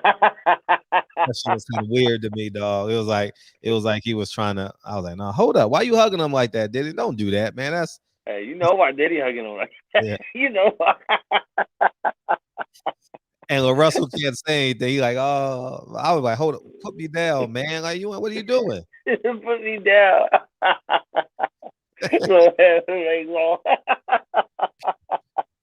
I wanted to meet with Russell, man, while I was out there. I was close to Vallejo, man. Actually, I was in Vallejo because the ferry lets me off there from San Francisco. And I see you out there, man. How'd you like it? Loved it. I mean, I don't really care about I was just spending time with people that I love, you know. And no, I think that. You looked in your element. You look happy. Man, very happy, man. I love them dudes, man. We've been down since 96. 96, dog. Love those men. Love them. When I say I love those men, dog. Like, man. I know exactly how you feel because the girl I call my sis, like, I've known her since I was 12 years old. I'm 36, right. My longest friend. Right. I see her maybe once a year, once every 2, 3 sometimes, but every time, man, it's like soul cleanse. Right. You know what I mean? Right. You come back from those trips ready to take on the world. Right. Yeah. I felt like that. I did. And I saw their kids with your kids. You got that next generation. You know what I'm saying? Mm-hmm. That was good to see, man. It was beautiful. It was beautiful, man. I can't wait to host them next year. They're coming down here next year, so that'll be great. No, man. That'll be exciting. A lot of big moves. Oh, we gotta go watch Cooking with the Champ. My bad. Yeah, where's it at? My bad. Champion Heart. My bad, y'all. It's Tuesday.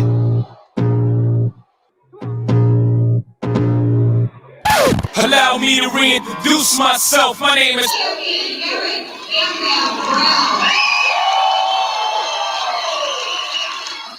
Champion Heart.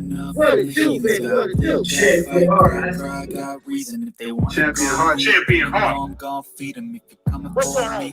I'm ready for a demon. I got eyes in the back of my head. I'm seeing. Take me for granted, and you know I'm leaving. I'ma take what's mine with the webs I'm weaving. I could take this crowd from seeing to believing. Got a taste for blood, and my tongue keeps bleeding from the words I spit. So sharp, so freezing, so cold. Behold, frostbite they feeling. I could tear you apart, or I could go heal them. All right, thank you. Welcome to another episode of the Champ. Okay, what we're doing tonight is we're gonna do a meatloaf with mashed potatoes and broccoli. We're actually gonna have we're gonna make the meatloaf with the turkey and beef blend. All right, and it's real easy, real quick. Show you how to do that here in a second. Okay, first thing we're gonna do is we're gonna go ahead and get our potatoes. They're already cut up. Okay, we're gonna get them in on the stove. All right, and get those to boiling because it's gonna actually take longer than anything else to prepare. All right, okay. So what we're gonna do is we're gonna go ahead and cut our onion. All right, so we're gonna use half of this onion. We don't need it all. So we're just gonna use half of it. Okay, we're gonna get this ready to go into our food processor. Okay, and the outer skin, just peel that off. Okay. And then go ahead. Put that in there. All right.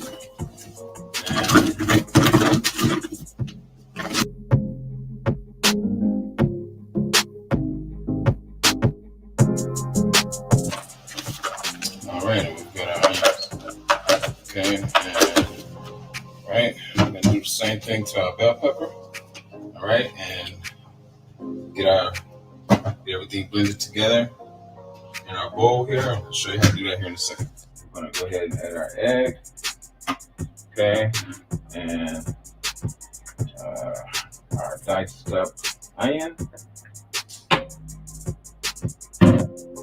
Right, and our diced up bell pepper as well. Okay. All right, and our breadcrumbs, Cavender's seasoning.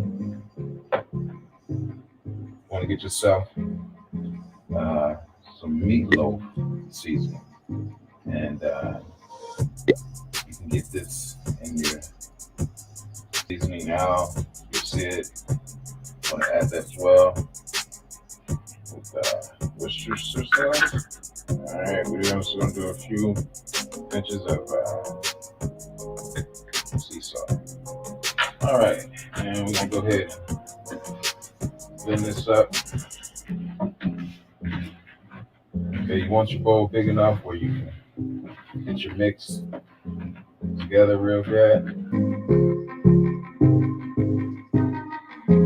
Okay, then also, what you want to do is you want to add your minced garlic.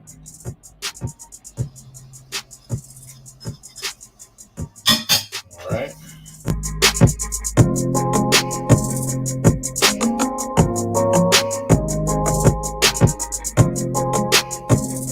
Once you get this all mixed up real good, all right, you're gonna go ahead and you're gonna take your meatloaf pan. All right, and want to set that in there. We're doing a small one, almost like a personal one. If you're preparing it just for yourself and someone else, there's no need to make a big, huge meatloaf. So you can get small plans like that, and it'll be just fine. All right, so we're gonna pack it up here in a second. Be right back. Okay, so we're gonna go ahead and prepare our meatloaf to go in the oven.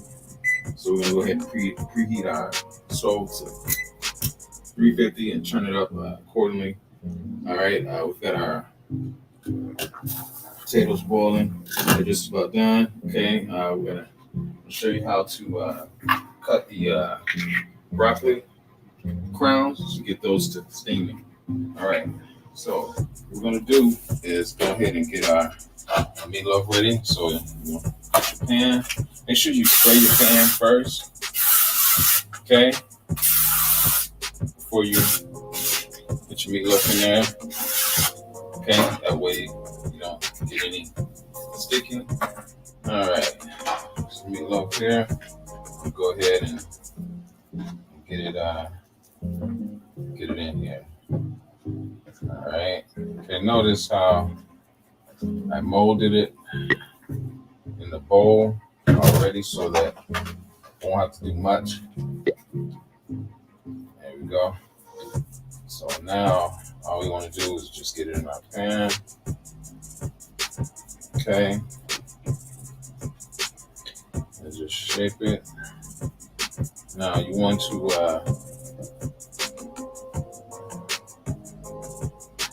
add a little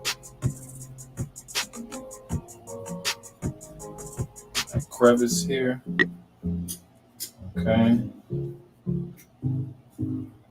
See how I'm shaping that up? All right. Add that there like that. Just make it with your fingers. All right, and we're ready to go. Okay, that's going to go in the oven. All right, and it'll be ready in about 40 minutes. All right, okay, so first thing we want to do, we want to cut this stock off. Okay, all right, and what we'll do is go ahead and separate the crowns. There we go. All right, and just start separating the crowns. These are going to go to our steamer. We want to get them in here in our bowl so we can wash them off. You're also going to wash your vegetables off very thoroughly.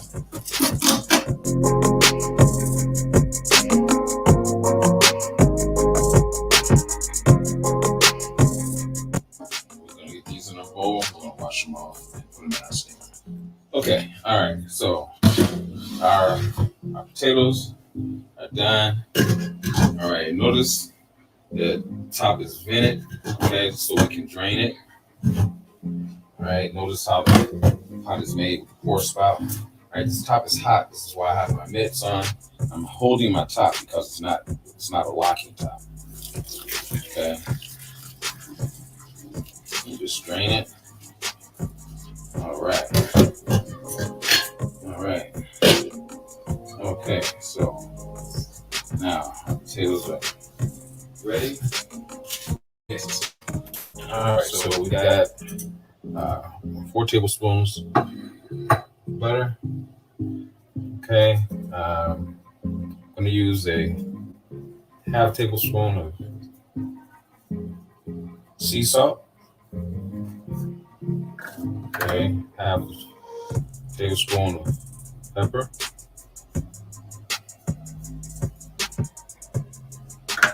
All right, and parsley is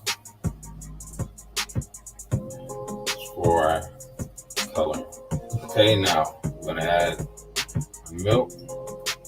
Now I use almond milk. It's just better for you. We are the only species that drink another species' milk. Not healthy for you at all. But I know everyone doesn't drink almond milk, but that's what I use. So we're gonna go ahead and get this ready right in here. And I don't take my potatoes out of the pot. I go ahead and mix them right in the pot. And I will add my almond milk. Okay, accordingly. And I'm gonna whip this up. Okay, you're gonna see, you won't even see any lumps at all. Okay. All right.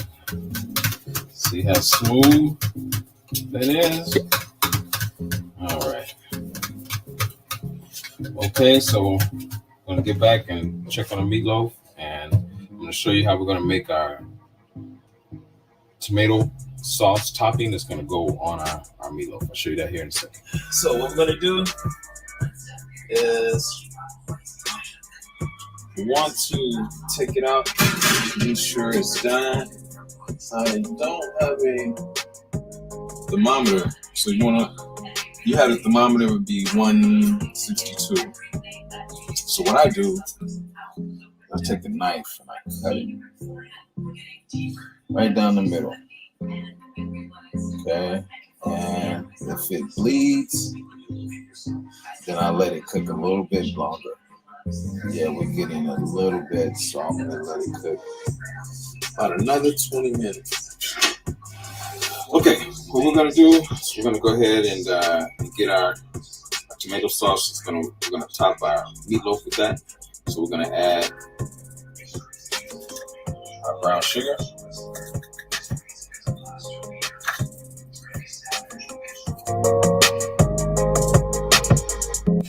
Okay, and we're gonna add our honey. And that's gonna give us a nice sweet tangy sauce. Okay, when our meatloaf is done, we're gonna top it with this, and then we're gonna put it back in the oven for about 15 minutes. All right, so our meatloaf is definitely done. What I do is I try to get the leanest meat that I can find. Okay, you wouldn't normally get this with just turkey.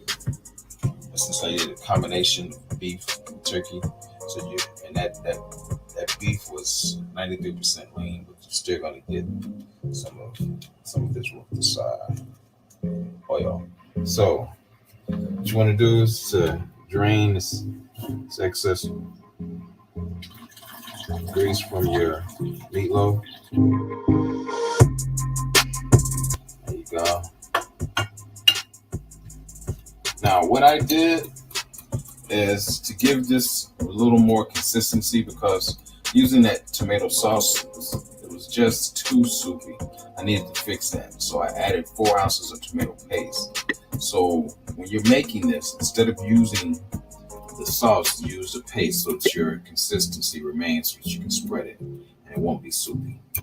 Okay, so what we're gonna do is go ahead and spread this.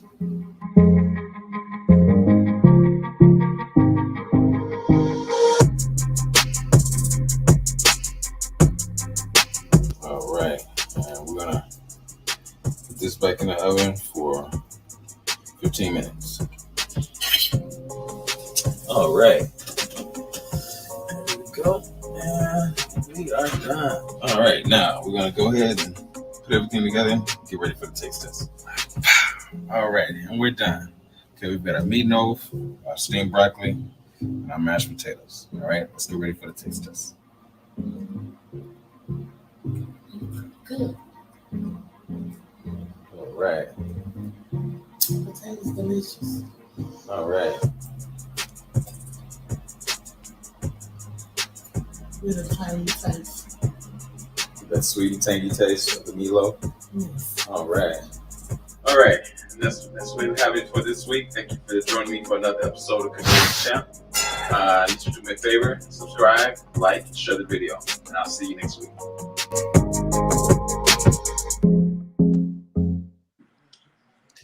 Yo, what's up, brother? Bro, huh? Another one. What's up, Kyle? How you doing, Max? What's happening, man? What's up, Doc? All right. Yeah, I was trying to get pulled over, man. I was in a bad area, man. I had to jump out. earlier. I was in earlier, but I had to jump out. I was in a bad area. Yeah, we were running out of.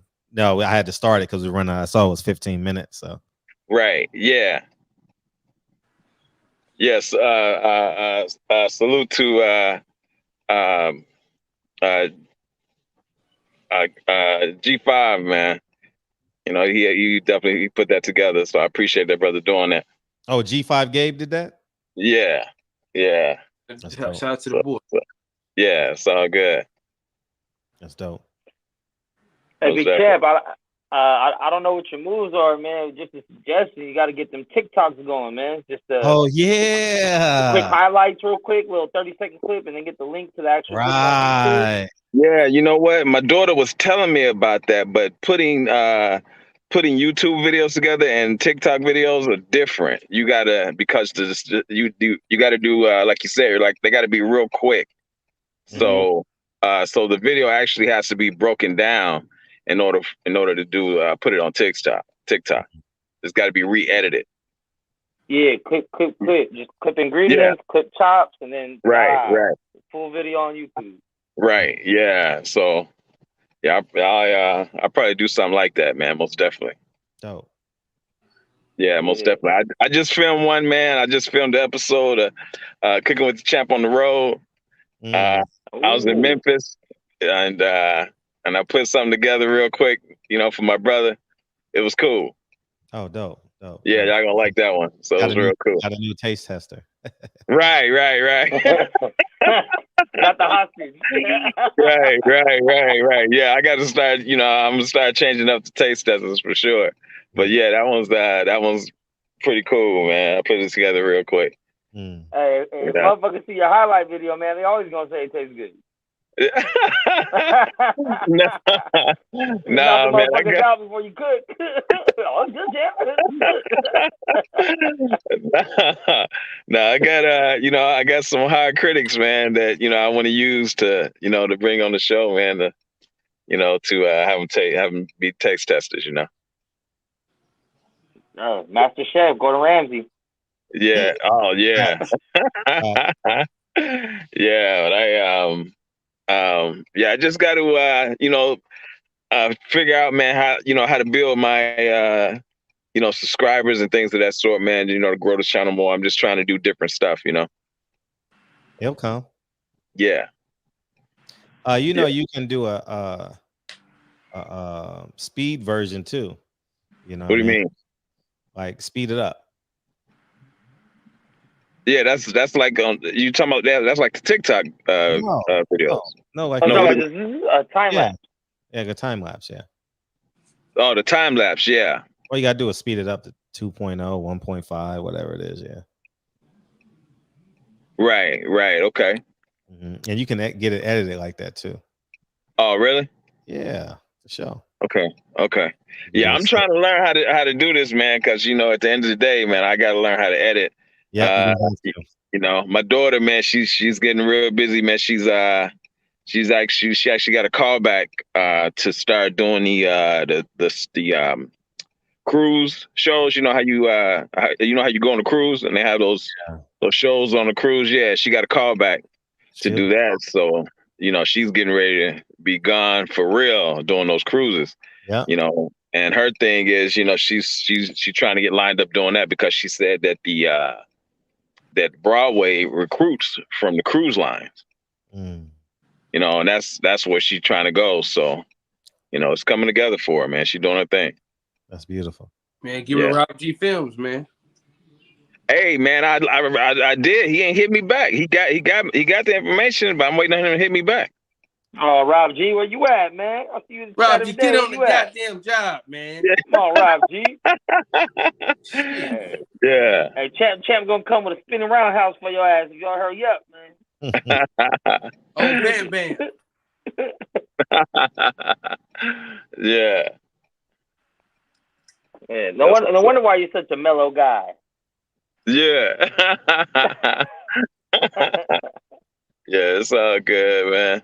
There you go. I was watching that show yesterday, Fred. That was a good show, man. I didn't get a chance to. Show. You didn't get a chance to come in. It was. I didn't get a chance to come in, man, because I was just in such bad areas, man. So I was just listening. That was a good show. Yeah, I told you we're gonna build this thing. I'm not afraid to rebuild. Right. Watch 2 years. Watch. Right. Yeah, I'm not afraid. Yeah. What you got coming up next, Kyle? Man, you've been definitely grinding, brother. Yeah, what you got next? We got Mark Chinook Monday. Who's that? The announcer for the Top Rank. Oh, okay. Want the dread? Top Rank. Top. That's his own. Mm-hmm. Okay. Yeah, that's the one that says this is boxing. Yeah. This is Top Rank. Yeah, the young brother. Yeah. The Italian looking guy. Yeah, He might be Mexican though, but whatever he is. So get him on. That's what's up. Okay. What else you got? Most likely next week I'll probably have Jerome Ennis back on. Let's go. Shit, probably. I know in August I'm fucking with Blue Blood again. You going to New York? Brad flaked on me. You know what I mean? Nigga was supposed to hit me, never call me back and shit. About what? Man. When you was out here. I told you it was gonna be tough, man. It was gonna be real. I would have made it happen, man. I'd have drove to you. I was telling you that. Man, it was tough, man. It's hard to serve two gods and I can't serve shit. Nigga, I would have drove to where you was at. I respect that. Thank you. No harm intended. Yeah, it's all good though. Yeah, but I'm gonna fuck with Blue Blood out in New York again. Oh, for what fight? I think I'm gonna do Jake Paul. Oh, that's right. That's right, Kyle. Hell yeah. You go do that. I'm not going out there for the Jake Paul fight. But yeah, you are. You got it right. It's that weekend. It's what? It's that weekend. So I don't know. I'm not going to the fight though. I'm just going out that weekend. What part of New York you gonna stay in? Manhattan. You know what I mean? What hotel? I don't even know yet. Oh, okay. Yeah. I'm a last minute ass nigga. No, well, but shout out to my boy Ant. He got the deals on hotels now. So really? That's dope. Listen, you know, if I'm going that's somewhere, a big deal. That's a big deal. You get them deals on hotels. You know, if I'm going somewhere, you should cover the fight, man. You should cover the fight and do interviews. Yeah. Hey, Jake Paul get credit if he beats Rockman Jr. He finally gets credit. Yeah. No, man. I'm scared for that fight because it's too much money, man. I didn't know Junior was that big. He's pretty big. Yeah, I seen Rockman gonna beat the brakes off of that. He just got knocked out a couple days, like a couple weeks ago. I ain't watched that fight, but I haven't seen him fight in a long time. But there's no way he should be able to beat him, man. Jake Paul can't box. You keep saying that, but he can box. Okay, well, we'll find out August 6th. Hey, you should cover the fight and get a bunch of interviews, man. I got dub on Jake. Ooh, that's my betting limit. That's my betting limit. I got dub. I bet you. All right, $20. Lock it in. Gotcha. Woo! That's a quarter of a quarter of a quarter tank of gas. I got that. Hey, listen, the way gas is right now, I don't know what y'all talking about. I can't get up. Oh shit! I'm talking about just making wise decisions. That's what I knew where it was going. Shit. Yeah, well, I got a pair of shoes too, but you know. That shit crazy. Hey, you know, Fred, you know, this is my lifestyle. Yeah.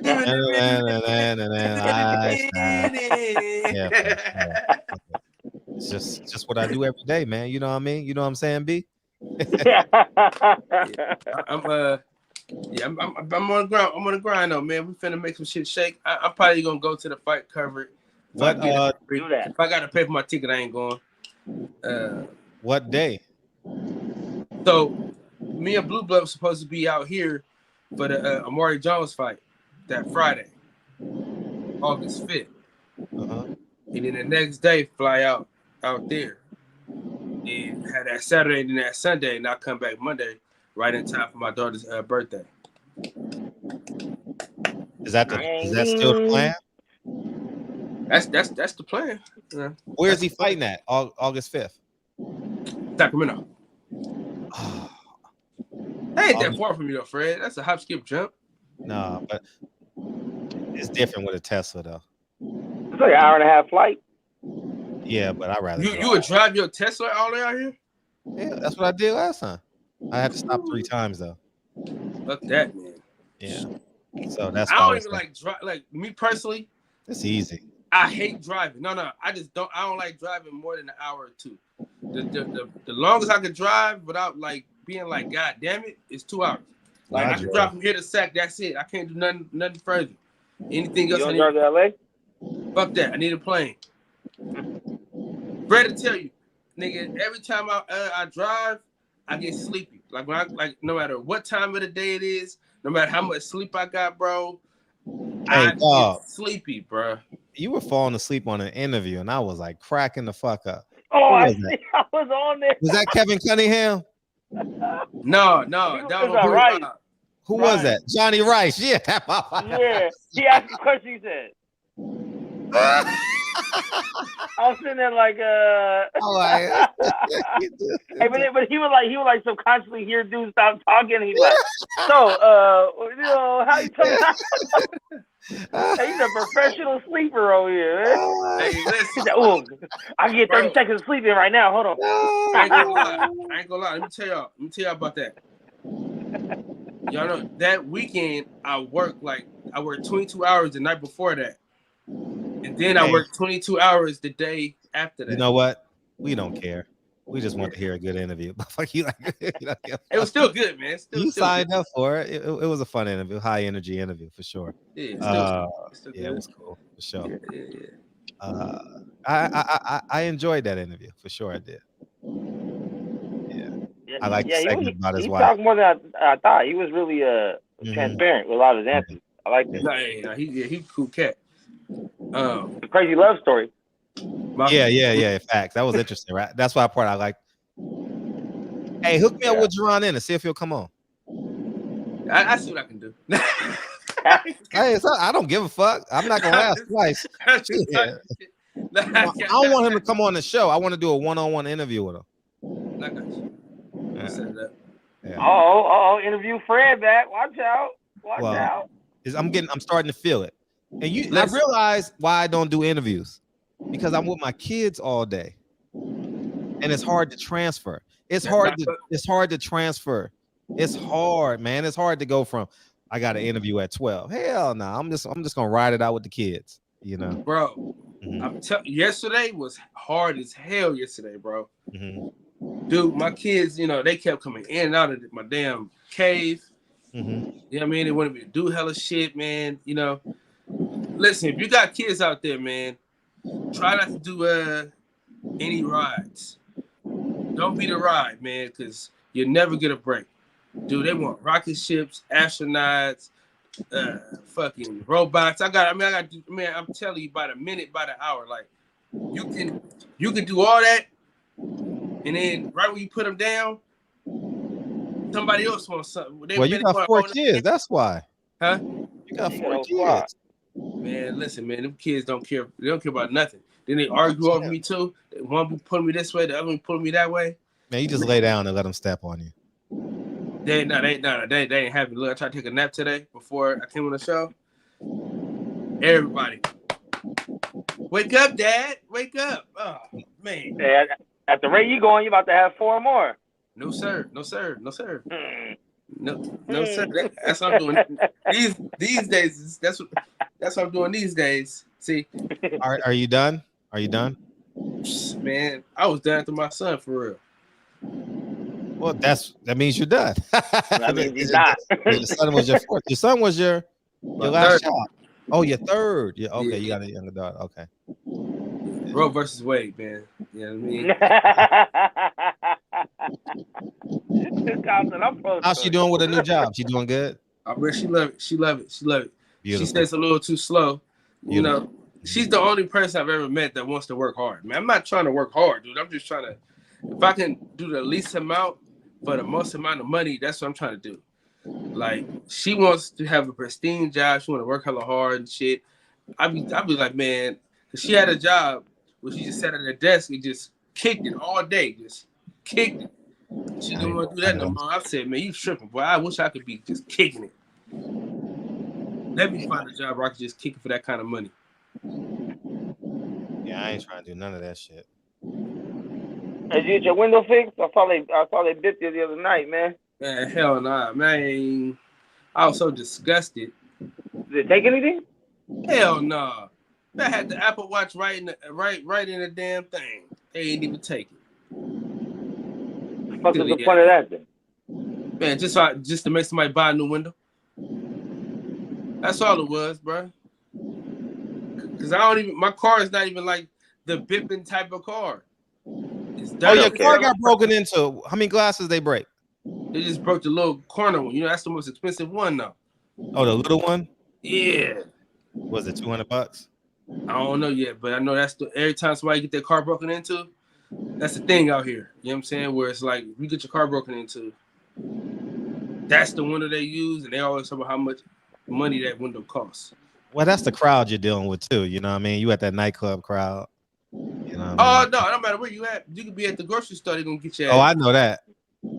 This is I'm amongst the niggas. That's what it is. And that's what I'm saying. Yeah, fuck that crowd. It's just niggas. Period. Yeah, but that's. I mean, Kyle, you gonna get in trouble. Fuck them niggas, man. I'm with Kyle. Fuck them niggas, Fuck man. them niggas. You want to destroy someone else's property? Yeah. Bust their ass and work Fuck hard. them and that dusty ass mama. Punk bitch. Yeah, come on. Yeah. Egg us on. You about to go southpaw on them real quick? Egg us on, Max, so you can get blamed for it. Egg us on. No Yeah. kid. What Hey. they said, I agree. Nah, Hey. fuck them niggas, man. No kid. Nah, but listen up, man. It's really fuck them niggas though. Like, bro, I really just got done working a 22-hour shift, and then I gotta come outside and see my fucking window broke. Oh, that was at the hospital. Nah, that was no. So I do a 16 at the hospital. You Then I go do a straight- 6 at the club. So that's after the nightclub, which was How was the crazy. nightclub scene? How was it? It's wild, but it's fun. It's like it's my type of party. Oh, well, nigga, you deserve to get your window broke then, nigga. Shit, fuck it. You earned it. You earned it. You said my type of crowd. My type of party, like being at the club, like working. It's a good crowd. But nigga, the niggas that did it didn't go to the club, Fred. Yeah, they did. No, they no, Nah. hell no. Nah. They hit every car on the fucking block, nigga. That wasn't a club goer. That was an asshole. That was a fucking Well, you bipper. That was parked on a the street. professional bipper, huh? A bipper is what they call them? Yeah, because they got these little things they use tear your whole fucking window off. Fred, there's a famous Bay Area song where a dude teaches you how to bip in the song. Oh, wow. Niggas. Yeah. Man, listen, I ain't. He talk about Champ, Tesla you and all want that. to get out of here, champ? Cause we about. Yeah, man. I'm trying to find this location, man. GPS. Well, we can't help. So. Hey, what'd you say? I'm being an asshole like I normally am. But anyway, it's out of love, y'all. It's out of love. But yeah. Hey, Fred, check this out though. No, Champion Heart want to get out of here, man, because he ain't talking. He ain't, and he driving. So that's one to. I'm driving, man. That's why I'm not talking. But yeah, let me. I gotta find this location, man. Salute to you. See you tomorrow. Hopefully, drive safe, dog. Yeah, most definitely, man. Appreciate you, brother. And thank you. Kyle, Max, man. I give it y'all later, man. Yeah, thank hey, you. listen, you can stay on my panel and not say nothing. All right, man. Kyle's just like, keep me alive. Oh man, but yeah, man, they hit every car on the block. You know the Citizens. wow. App. So you know they got the Citizens app, right? 1 second. Here's Champion Heart's YouTube. Everyone go subscribe, man. Check the Boy Wonder out. Go ahead. Yeah, the Citizen app. Go ahead. All you. Yeah, the Citizens app. They told everybody like, oh shit, everybody cars. So we don't do ins and outs. What does that mean? Like you can't go in and out at the club. So like once you win, nigga, you can't just go out unless you come. You back. can repay. You can repay, right? Yeah. How much is it to get in? $7? $7. Nigga, this is the 1930s. How much is it to get in? How much is it? How much is it? No, the reason why I said that because you said it's not. 1973. It's 20. Yeah, that's cheap. Yeah, that nigga's gonna pay that 20. That's cheap. Nah. Niggas don't want to pay that 20, Fred. I swear to God they don't. Look, no, we don't. I swear to God they don't, Fred. Listen, it's many of niggas that be trying to swindle their way out of that $20, man. I'm telling you. Man, it should be hilarious too. Cause like, say if they got like some females with them or something, and then they try to get an attitude, so they ain't got the pay. Like, man, oh no, we ain't doing all this, man. That's too much for this little club. Like, okay. You came at 8, the club closed at 2. It's worth $20, bro. That's like 5 hours of fun. Shut the fuck up and pay this 20. Mm-hmm. Man, listen, bro. Oh, I got to you some wild shit that happened the other day. What happened? Y'all gonna trip off this, right? So it's this what they call it? What's the correct term for transgender? Ain't that what they call it, transgender? Yeah, I guess. Transmission. Yeah. So one of them is at the club every week, right? Doing what? Trying to get a dude or something. So every week we gotta tell people, like, we gotta tell them, hey, nigga, that ain't it. Come on, player. Right? So crazy thing is, like, when what is it? So what is it? A man as a woman or a sex change? Yeah, it's a man as a woman, but it got some changes that was made. But let me tell you though. No, so it's a woman now. It's a man that completely changed into a woman. I don't know how much it changed though. I'm just saying. For the most part, from what I can see, it changed. What's up, Manny? But downstairs, I don't know what's cracking. Mike still got a dick. If I see the dude this week, I'll ask him. But what happened? So let me tell you though, right? I tried to put him on a female. He's like, no, I'm good. The whole night, he's on this dude. We're talking like you ever seen Don't Be a Menace when there's a Memphis getting abused on the dance floor? That was them niggas, man. So we telling him like, hey, that's a dude.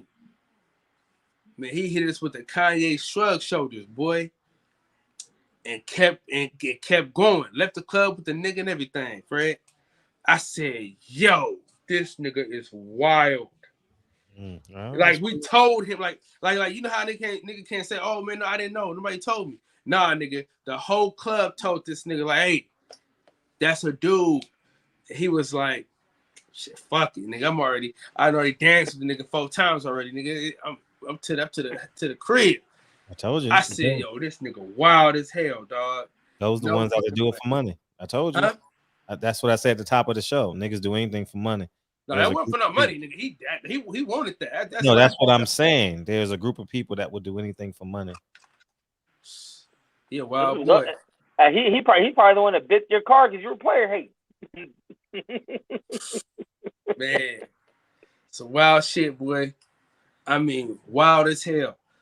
Max, I'm telling you, the shit they was doing on the dance floor, bro, the whole time, so there's a stage I gotta stand on so I can look across the club because my homeboy's on the stairs. So I'm on this side, here on that side, and I'm looking at this dude. I'm like, yo, what is this nigga doing? So the whole time I'm like, yeah, what are you doing? God. That's what he wanted. He wanted that lifestyle. He chose that lifestyle. Yeah, you talked about it. Lifestyle. Anyways, what's up, All Positive? What you got? What's going on, man? How you doing, man? I'm spreading positive vibes and life lessons to you guys, man. You know what I'm saying? I just got over that monster a second time, man, so I'm good. Okay, I'm glad you made it out. Yeah, man. So how you doing, Fred? Fred, yes. I try to find some context on what you was talking about, man. I try to do my research, but I couldn't find it, man. You said Showtime, Kenny Smith and them stole your movie, man. I mean, you know, I try to find more context on that, man. You know what I'm saying? I mean, I couldn't find what they did. Nigga, they got a whole documentary out. Yeah. See, I'm not up on social media. I don't watch much TV, so I didn't know. He told you it's the documentary they made. Yeah, no. I looked at the clip what he did, but I said I did some research. I couldn't find anything, so I guess I'm gonna have to dig a little deeper. You know what I'm saying? But I feel bad that happened to you, man. You know what I'm saying? I really do. No. You know, Fred likes this. Fred likes this. Fred likes this. Yeah, Fred likes this, man. Hey, Fred ain't mad at all. Fred ain't mad at all. Okay, I guess imitation is the best form of flattery. You know, like you say, you know what I'm saying. So I'm gonna enjoy this shit. Win, lose, or draw, I'm gonna enjoy this shit, and I'm gonna talk about them as much as I can for the rest of my life.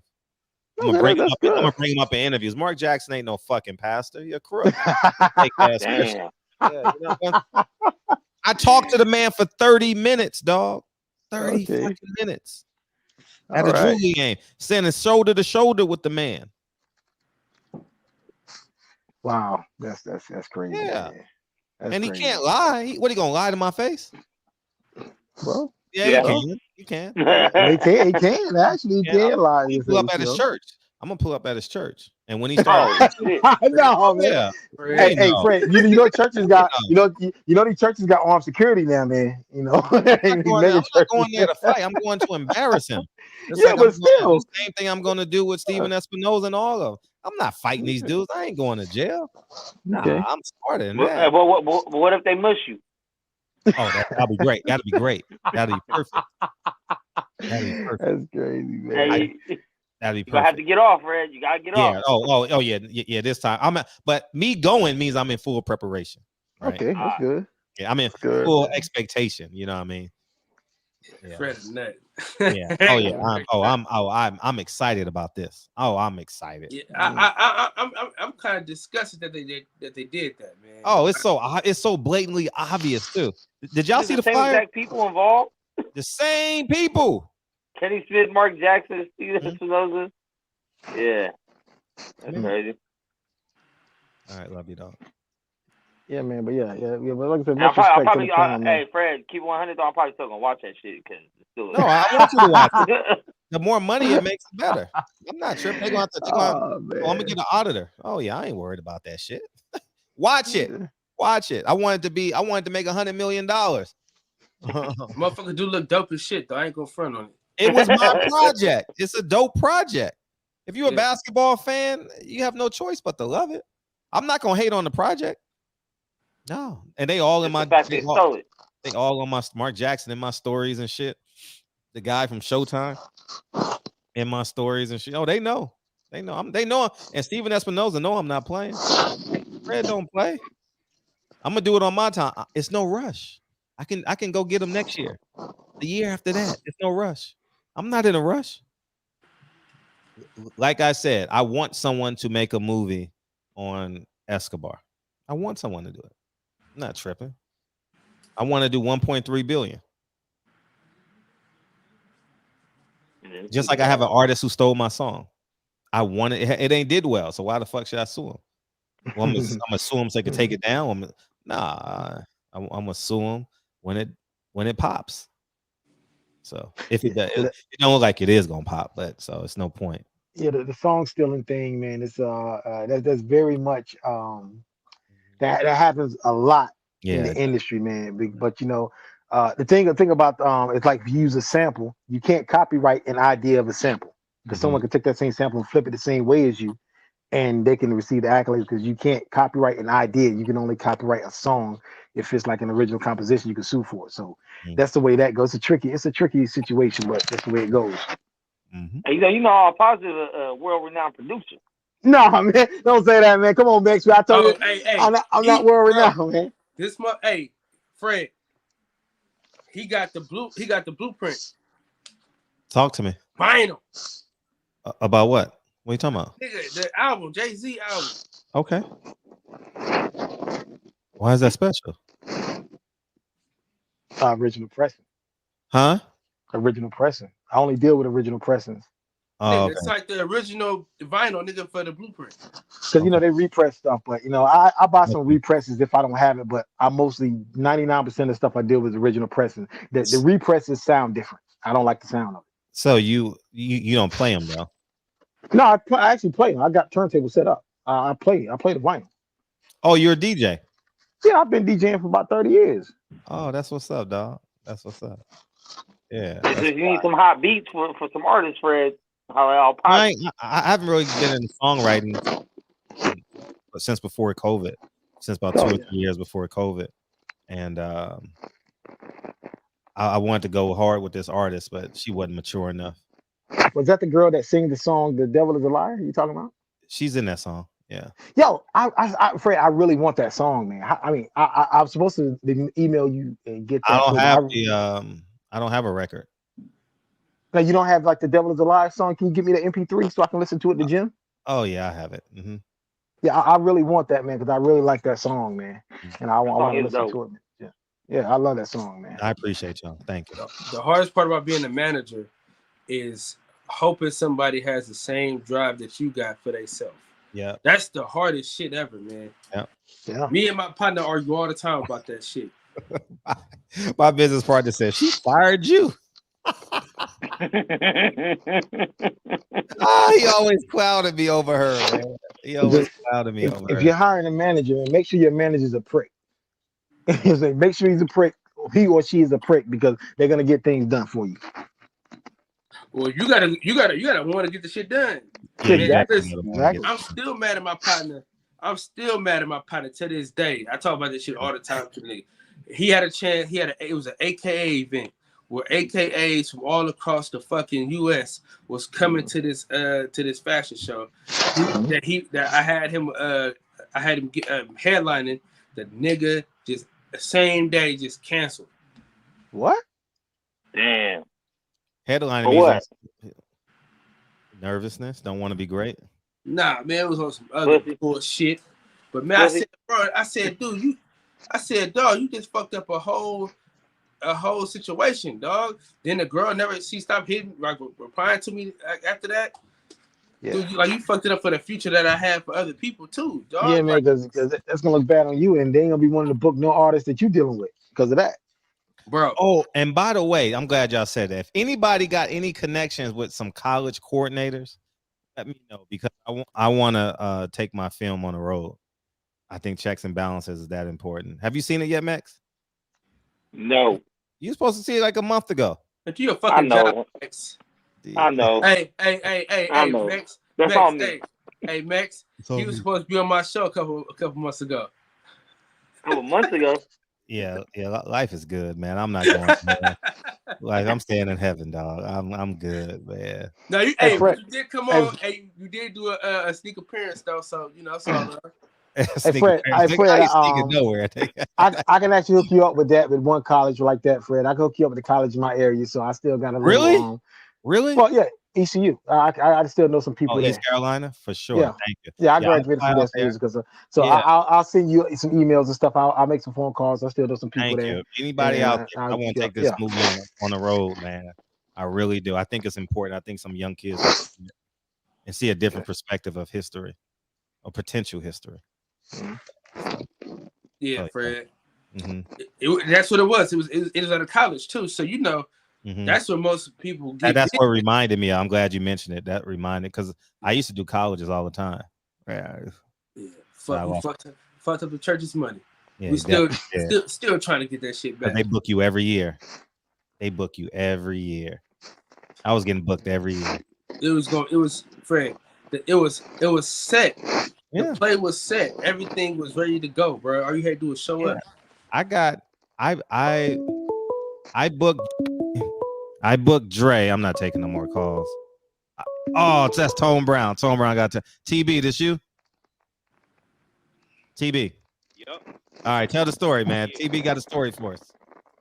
All right, man. So listen. Hey, wait, we can't hear you. You got to come to the phone, yo. I am on the phone. You got to come to it though. You on speaker? No. All right, go ahead. You good? I'll turn it up. All right. So my homie, man, he had this girl, man. He had like these girls, man, that came over today, man. That came to my house today. So he had told them like about my background, like as a chef.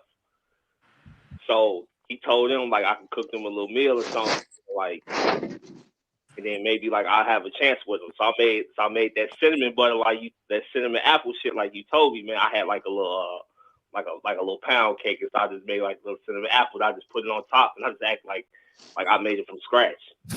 And then, man, bro, the hoes, man, they loved it, bro. They loved it. They was like, your friend, he's a good chef. Like, she give him my number. Now that's how I got their number, just like that. Yeah. Now what's next? Shit, I'm gonna link with him tomorrow. Oh, okay. Oh, we. Hey, how's the MILF doing? Oh, I don't even talk to her no more. Oh, Man. wasting our time, dog. We spent the whole show on your ass.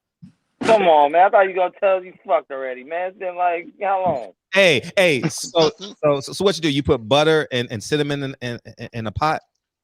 Yup. And I just let it like caramelize, and I put the onions. I put the onions. I put the apples in it. That shit work all the time, dog. They like, oh shit, that motherfucker can bake, man. That shit was a home. Oh man, that shit was a home run for me every time, dog. They like, man, and it smells good too. Oh Yeah, man, bro, that shit smell great, bro. yeah, man. It goes underneath their skirt, man, and through their panties, and that shit goes, and then it goes to their nose. Tickling the pussy. Next thing you know, they like, then they lean over, and then they want you to like whisper in their ear, and then you do what you do. I don't think he knows what to do. Man, get off the goddamn phone, man. Hey. Uh-oh. Damn, we ain't heard it in a minute. Nah, this is progress, man. This is progress.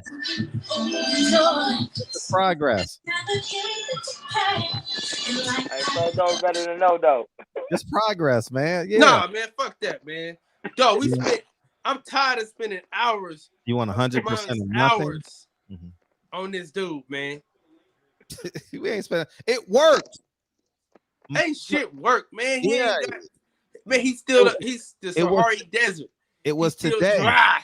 It was today. Nigga, what about that chick was with the MILF? Yeah, what happened to the MILF TV?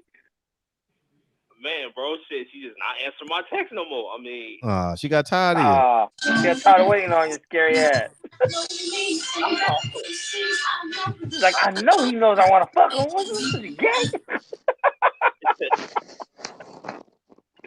All right, so learn from your mistakes, man. You got to capitalize. You got to close this one out, man. MILF got arched in their back, though. MILF, they got arches in their back. They know what they doing. He blew it, man. Yeah. I don't got no. Hey, TB, I love you, man. You my dog. I ain't got no faith in you, brother. The faith is gone. What Tate Pendergrass say? Try to hold on, my faith is gone. It's just another sad song. That's your new nickname from now on. TKO. That's your new nickname. TB. Yeah, but he was probably singing that to a tranny though. Come on, man. Come on. Come on, man. That's why you sometimes positive. That's why you sometimes Hey, I'm just keeping it real, man. I'm keeping it real, man.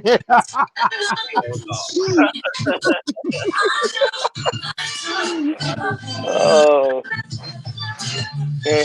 TV cooked up some cinnamon apples for his new cinnamon apples. Y'all, man, this is getting ridiculous. Man, TB, man, how did you let the MILF get away, bruh? Nigga, she had wanted you, dog. Damn. I know, man, bro. I don't know, bro. She just not texting me back no more, man. I can't make somebody text back. You know why? He's slow. You know why? Because you bullshitting. That's why, nigga. Why you bullshitting? Why you bullshitting? Man, hey, for real, sugar free. Nigga, you are bullshitting. Man, look, hey, man. Hey, but listen, look, don't fuck this man, one up. Nah, don't give him Don't fuck, man. He got enough. He got enough game to last him a lifetime because he ain't applied it any goddamn way. Listen, man. All he did was use the cinnamon and butter. That's all he did in his life, man. That's all he needed. That's all he needed. Hey, I'm gonna have to actually or whatever use that He though. ain't get no draws. He ain't Tommy. He might get it the next time. He might get it the next time. I'm tired of y'all in this next. Y'all niggas is at the New York Knicks. Y'all always talking about next year. You don't even know what his next move is. He used his best move already. Oh yeah, he did use his best move. He already played the R. Kelly from top to bottom. Man, I'm telling you, man. He already played 12 play. 12 play.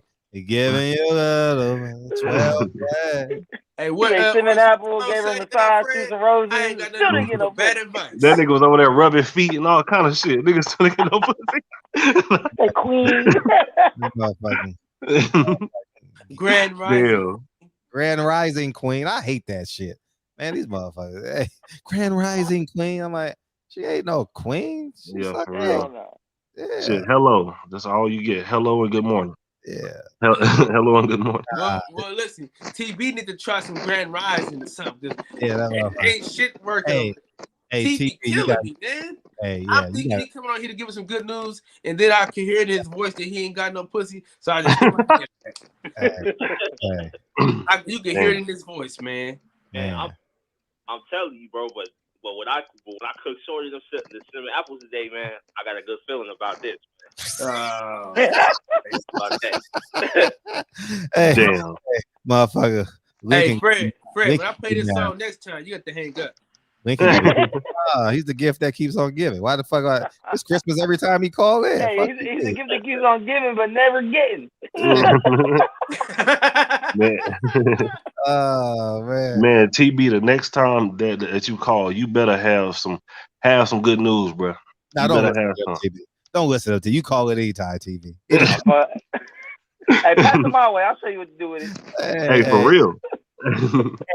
Hey, yeah, give her my number. I'll send you the tutorial. Yeah. I was gonna have a candle. I ain't even gonna cook this shit. Send me that candle. There you go, bitch. Oh God. Yeah. You had her, TV. How many girls was it? 1 or 2 that came over? It was 3. And how many numbers you get? 2? I only got 1 though. Yeah, so she's coming over tomorrow by herself? Yep, by herself. Oh hell yeah, you in there then? Hopefully. Hey, you better get the Watch the Champion Heart videos, nigga. Hey, but do you know how to put on a condom? Hell no. No. Hell no. He gonna be like the nigga in what's that movie? The House Party. Nigga was trying to put that shit on. That motherfucker broke, nigga. Hey, Fred, TV gonna be a daddy tomorrow. Cause he ain't gonna have no condom, nothing. He gonna go in that thing and just skeet all up there. Nah, that motherfucker about to go in a room and play with that teddy bear. You know what I mean? Like the wood and shit.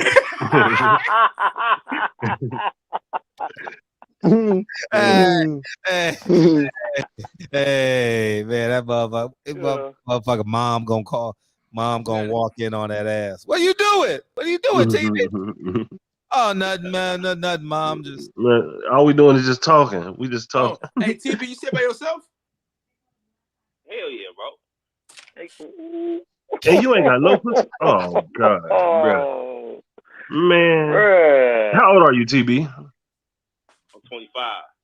Man, at your age, dude, if I had when I was 25 and in my own place, nigga, it was so much booty coming through that motherfucker. Man. Bro, I used to stay in my homie's garage and I was getting pussy staying in the garage. Man. The garage. Hey, go ahead. How long you been celibate? In celibate, I'm sorry. It's not really celibate, but how long you been celibate?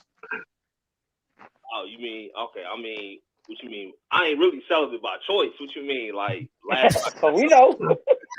No. When was the last time you smashed? Like 4 years ago. Damn. Oh. Why you for real? I'm asking real. Damn. Locked up? That nigga, he's like a Lil Wayne album. The drops. Hey, why you just don't buy it? Yeah. Because, bro, don't do it. I heard that all type of shit. I mean, if she just let me I wouldn't do it, but I mean, I'm just saying. I'm just throwing out real life suggestions. Yeah, I mean, should go get you one. Andy, man, you gotta just go buy one, man. No, don't do that. I get it though because he have a hard time with what, Max? He has to learn. He have a hard time though. He have a hard time with him. He has to learn. Motherfuckers that start buying never stop. He has to learn. I wouldn't have known about that. Flip. If you teach a man how to fish, you know what I'm saying? He ain't got no fishing pole, man. He ain't got no fishing pole, man. Hey, yo, when she come over to your house, so as soon as you come in, make sure you give her a nice hug. Get them hands kind of low, not quite on the booty, lower back, and see how she respond. All right, real quick, TV. What kind of cologne do you wear, fam? I wear like Dior cologne. I don't really wear. I mean, I wear like Dior cologne, but I don't really wear like cologne like that. Yeah, just right. Keep it right. All he need to do is just smell good tomorrow, and do not say nothing stupid. Don't say nothing to fuck it up. Nah, just cook. Just cook. Oh yeah, man. I know. Listen, I know how to talk to women, bro. I just haven't had hard. That's my hard time. If you don't know how to talk, you ain't doing that. How you know how to talk to him if you ain't getting no ass? You're not talking is like 90% of it, nigga. You're talking to the pussy. You're not talking to the woman. You're talking to the pussy. You know what I'm saying? Man, he done out-talk himself out of more pussy than anything. Speak to her intentions. Don't speak to her. Speak to why did she come over? Speak to that. Thanks. No. I'm giving y'all game. Fred, you know what? Send that nigga a copy of your book, man. No. Send nigga a copy of the book, man. Yeah, TV, I need to send you a copy of my book because that shit gets so many niggas pussy. Yeah, man. And remember, TV, remember this, man. Just follow the teleprompter.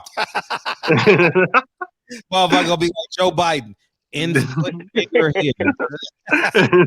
No, it was like, hey, what you gotta do? Call Fred with your earbud in. Fact. Fuck it, man. Let's just do it like that, man. Just have the earbud in. Call Fred. Let him talk to you in your ear. Let him just play by play. Now it's gonna cost you. It might cost you a little. It might cost you a lot, but it's gonna cost you. But it's gonna be worth it. Or just play the dummy role. Act anxious and shy and shit. Maybe that'll work too. Nah, she coming over to dominate. She coming over to see if you got it. Yeah, fact. You can have it. If you ain't leaving. TV would have been my best friend. I would have got all his ricochet pussy. Yeah. This matters too, though. What time? What time is she supposed to be coming over? Is she coming over late? Yeah, I ain't asked all that yet. I'm finna. How the fuck you ain't ask all that yet, nigga? What tomorrow? No, you gotta tell her what time, nigga. Yeah, exactly. Like you tell her. Hey, you make it early enough where it's not that bad, but late enough where she gonna be there late. You know what I'm saying? 7 o'clock on the dot. On my drop top, cruising the streets. Cruising the streets, man. This nigga is just expecting for her to just pop up, like. I was gonna do it. No, I was gonna. Of course, I'm gonna text her. I'm gonna text her like. Man, you skipping around. You doing too much stuttering, nigga. You ain't got no plan. That's nigga, you should have already been on that. That's the problem, man. See, you don't plan to fail. You fail to plan, brother. My brother. Yeah, that's the Oakland coming out of Cal right there. Man, plan, brother. Listen, TB. You need to listen to some Sugar Free, some Larry June. Oh, you need to listen and some Jay-Z. So just some player shit. You need to conjure up your player spirit. Hey, man. Because right now, you got some bullshit on you. Now it's not gonna be easy. So listen, Mace, Jay-Z, Larry June, Sugar Free. You need to have Mace. a playlist together, right? You need to have this shit embedded in your mind tonight. Welcome back. What are you gonna That was a hot song, though. I ain't gonna lie. Yeah. Nah, as soon as she walk in the door, it needs to be stop. I'm on knock. Like corn on the cop. Oh, I see you there. Don't do that, TB. Don't do that. He gonna get you shot. He'll get you shot and robbed. Yeah. He in Chicago, Max. My bad. I just got done doing 700 push-ups. I didn't hear you come knock on the door. Damn. Nah, she ready to get served too. Hey, if she got it. Hey, listen, while you cooking, play some Pretty Ricky for her. You know what I'm saying? Mm-hmm. Yeah. I got new shoes on the ride. But you can't be switching songs though. So you got to play an album that can go. Gotta be or create a playlist. A playlist. You have a playlist, Pedro. This ain't the 1970s. Nigga. Sometimes the playlist is too much, man. So it's good to find a good album, man. Man, hell no. Listen, look. Y'all Hey, how old is she, TB? Y'all gonna put on Floetry album and let that bitch run. 23. He's gonna put on Now 15. Put on Beyond. Okay, I mean, no, it has to be a man. It can't be a woman singing. So you gotta put Genuine's first album on. Okay, yeah. She's 20 years old, Fred. That might not be it. Put on the new Chris Brown album. Bryson Tiller. Okay, yeah. You can put Bryson Tiller or your Trey Songz, something that's up and down, up and down, up and down. Now, listen. I don't know what we're only doing this for. We're doing this for y'all, not for him. This is for the the YouTube audience, for the community. Yeah, that's for the community base. Yeah, listen, because he ain't gonna use this shit. So we ain't wasting time talking to y'all. See, now I understand Fred's his logic. We talking to y'all. You understand? Yeah. Or you can just I just had it in my fucking head. I mean, you can't go wrong with Drake. You know, you can play that. No, you can't. Yeah. Drake or Wale, man, you can't go wrong. Don't Wale it. Wale, hell, you don't want that. Hey, hold on now. Wale is pretty good. I had to give Kyle his props on that. Which that nigga still ain't gave me my damn gloves yet though. Oh, damn. What'd you say? My gloves, nigga. Listen, bro. You were supposed to be at a fight, remember? Yeah, I know, man. Some shit happened. Yeah, man. I got it, nigga. It's right here, nigga. It's wrapped up and everything. You were supposed to be at that fight. Hey, TV, you better close it, man. Close the deal. Riding around, if he on the radio, he cool.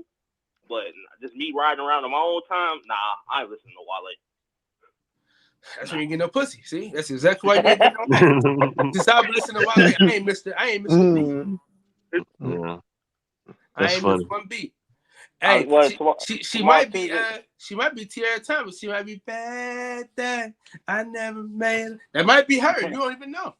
Yeah. Hey, TB, Thursday we expecting a call with some good news, man. Man, for real, we need a play-by-play, TB.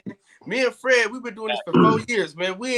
Our hopes ain't this high, fam. I'll be honest with y'all niggas, man. I've been here for 3. Hey, we don't have high hopes. Hey, TB, just hearing that, my hopes already went down for you, and I just met you. No, it's great guy though. He's a hell of a guy. Sounds like a hell of a swell fella. Hey, great guy. Just don't get no pussy. Hell of a fighter. He's a hell of a guy. Hell of a guy. You're like a brother to me. You're like one of my best friends. My thing is this. See, my thing is this. That shit all the time, bro. That's why you too nice. You haven't even listen. Listen. If a girl, listen to me though. If a girl says they see you as a brother, that means you gotta fuck her friends. Hey, listen. My best friend is my best friend to this day. She hooked me up with more of her friends than any of my friends have ever hooked me up with any girl ever. You gotta have an ultimate. You gotta have a wing woman. You understand that? No, man. Sometimes them girls be hating, man, because I be trying to get with my. It's a wrap. I be trying to get my homegirl best friends. She don't want that. I don't know why she be hating on me so much. Because she like you. Listen. Nah, she don't like you. Nah, nigga. It could be. These girls. Listen. TP has talked himself out of these women's lives. So he got to be friends with them. So once he do that, they're gonna be like, oh, hey, okay. Hey, TB, keep it real. You nervous because it's been so long? Been so long. If you ready, she got to know you. Like, there's something about it. For 4 years, bro, you ain't even fuck a fat bitch yet, an ugly bitch, nothing. Man. He got some high standards. Slump breaker. Wow. man, my standards is low. You know what I'm saying? I'd have been got something by then. Hey, listen, man. Hey, listen. When she walk in by yourself, you get her in, get her out. Hey, TB, when she walk in, just play that. Seems like you're ready.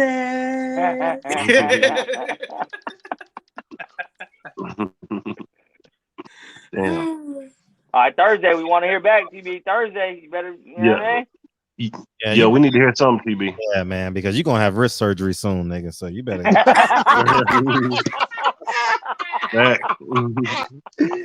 Oh man! I bet that nigga forearm be all over cramping up and shit. Hey, at this time, by this time, Fred, that motherfucker is swole.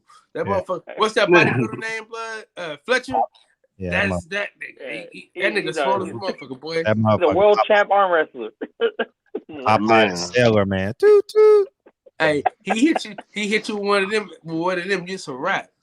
Yeah. Hey man, look, I couldn't even met. Maybe the man want to be celibate. It ain't that wrong with that, man. Always rock. It ain't that wrong with him. If the man want to be celibate, it ain't that wrong with that. You know. He ain't trying to be celibate. He ain't trying to be celibate. He actually trying. Oh, my bad. He's I actively can't trying. imagine He ain't just trying. He's actively trying. Oh, 4 okay. years. Bro, he's Man. a chef and lives by himself. You know what you should do? Put an ad out on Craigslist or something like that.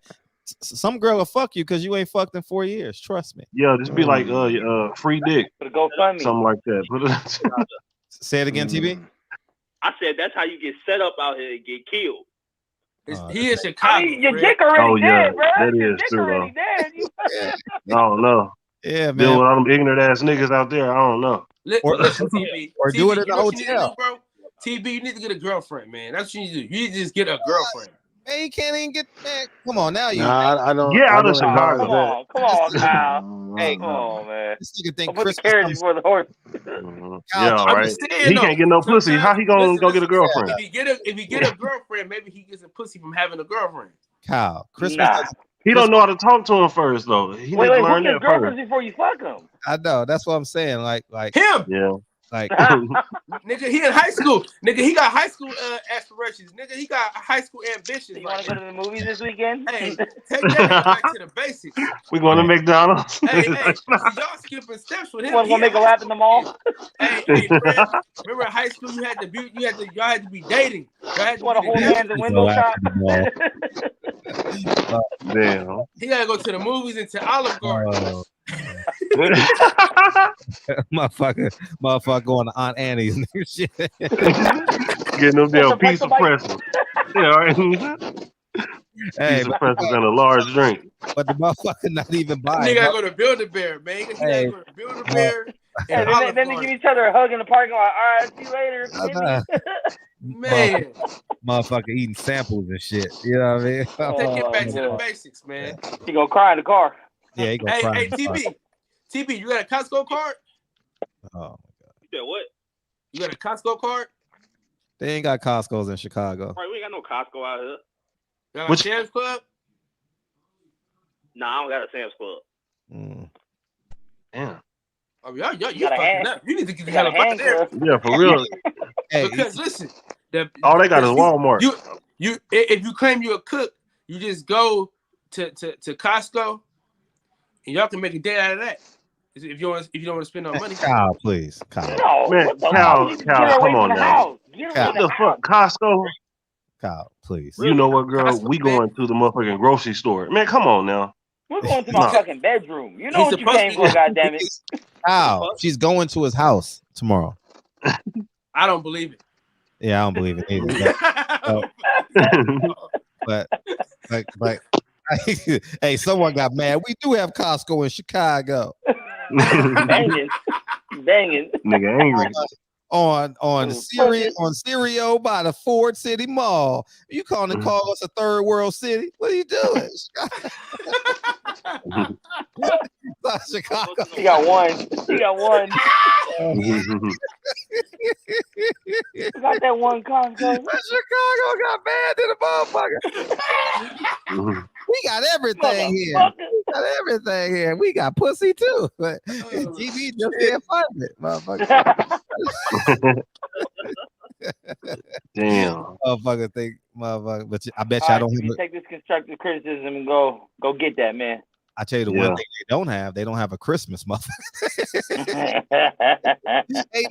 Ain't niggas who afraid to go shopping. Nigga, they ain't no about Christmas in Chicago. I don't know. People go Christmas shopping. I'm scared of Chicago, nigga. Fuck that. Here's the thing, Fred. Like the shit, like the violence and shit. These niggas ain't trying to be shooting in no winter and shit. It's cold as fuck outside. Who want to do all that? So that's why the niggas be acting up in the summer. That's why so many. That's why like when motherfuckers be getting shot and all that. That's why it's at an all-time high in the summer because motherfuckers can't wait to catch the people they seeing when it's hot outside. Ain't nobody trying to do that shit when it's cold. It's cold as hell outside in the winter. Hey, TV, if you don't get no pussy soon, you're going to have to join the gang and just start killing motherfuckers for a living because they got nothing else to live for, bro. Oh, God. Oh, my. Hey, just go check in real quick. Yeah, right. Steven Jackson style. Maybe if you catch somebody, you get some pussy. Yeah, you catch somebody. Yeah. Hey, Max, remember back in the day in middle school, whoever had the hands had the hose. So, hey, I used to fight all the time just so I could get the girls. Damn. These niggas lying. They ain't got no fucking. I'm telling you, man. I believe. I get no pussy until high school myself, but yeah. In the town, listen. If you wanted the hoes in at my middle school, you had to have them hands, man. Man, I'm telling you. No fucking in middle school. Well, you are in Oakland though, so you know it's a different kind of niggas up there. Man, I'm telling you, bro, you had to come with it, man. I'm telling you. But TB, I don't understand, man. Like, bro, you're a chef. You should be fucking at least fat, bitch. Like those go together. I just don't understand what you're doing, bro. Listen, can you be honest with us, man? Can you be honest with us, bro? Do you have erectile dysfunction? Is that the problem, bro? No. Coming up a little short. You gotta be honest with us, man. Some man. This is ridiculous. 4 years is a long ass time, bro. Dude, my dick will literally fall off, nigga, if I ain't got no pussy in 4 years, bro. That's how long I've been at my job, bro. I've been at my job for 4 years. 4 years of work. I done did 4 years of work years, and you ain't got no pussy in the 4 years that I've been working. You ain't got no pussy. That's like, just think about all the shit that y'all did within the last 4 years. He haven't had no pussy since then. Yeah, we've had two presidents. I done been to 10. I done been in 10 fights in the last 2 years. Nigga, I done had 2 kids in the last 4 years. Hell no. We'd have had 2 years of COVID in the last 2 years. Hey, stop being so nice, man. Had 2 kids. You done had 2 kids. I done been to every fight from here to Japan. Mex done been to every fucking concert. From LA to damn the Bay Area. Fred done got 2 Teslas, a mansion, and this nigga still ain't got no pussy. That's all this shit that has been done. We had 2 different presidents. You know what I mean? Good God Almighty. I done moved twice. Oh man. Hey, there was riots all over the place. You couldn't even get no distressed pussy. God damn. You need to go to a funeral, bro. You're just too nice, man. You gotta be more aggressive. Because I know you're a nice guy. You seem like a gentleman. You know what I'm saying? But nice guys finish last. You gotta get aggressive. The damn not that kind of aggressive, but like, yeah. You know what I mean? Hey, you're right. That's my problem right there. Nice guy finish last. That's right. Nah, exactly, man. Nah, you right. You right. Goddamn game. Nah, see y'all niggas too, man. In the words of the great philosopher Frederick S. Hawthorne, the gentleman never goes out of style. Nigga, he ain't got man. I'm telling you, Kyle, man, ain't getting no pussy though. You gotta let these women think that it's a privilege of them to be around you, man. All that nice guy stuff, that stuff don't work today, man. Come on, man. These whores is whores. Listen, man. I've gotten. I agree with him though. I've gotten my. I've had my share of lovers. Nigga, I'd have been nice my whole life, man. Man, I'm telling you, you gotta have some game though. I'll tell you, man. Hey, that first hug is gonna be clutch when she comes. First hug, low hands on the ass. When you come in, make sure you get a little breath or a little slight on the neck. Yeah. That's gonna be it. That's it. And then she's like, then you know she ain't there to fuck. And if she's like, woo, then you know, get the fucking dinner. Okay.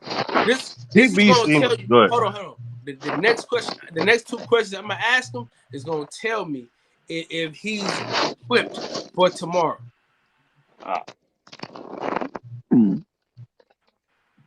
TB. Yeah. What kind of music she like? Same music I listen to. And what is that? Like what every black person listens to. Rap and R&B. All right. Does she have a favorite artist? Yeah, like her, SZA, like. I just met her yesterday, bro. I don't know all that yet, bro. Have you been texting her at all or talking to her at all? Yeah, I text her a couple times, but not like that. Dude, and what kind of music you give her the playlist? Never came up. Give her the aux. Give her the aux while you cook. Let her pick whatever music, even if it's trash. It's gonna get her. Man, fuck that, dude. Hell no, nigga. Look, you need to assert dominance, nigga, from the fucking like beginning. Like you got the music already on. Like he need to have all that shit already like set up. But shit, he don't even know what the fuck she like. What kind of movie she into? Bro, I just met her today. Met her yesterday, nigga. But still, though, if she coming to your house, you need to know what movie gonna be watching y'all. Dude, she coming to your house, man. That means she wants to give it up, man. I'm telling you.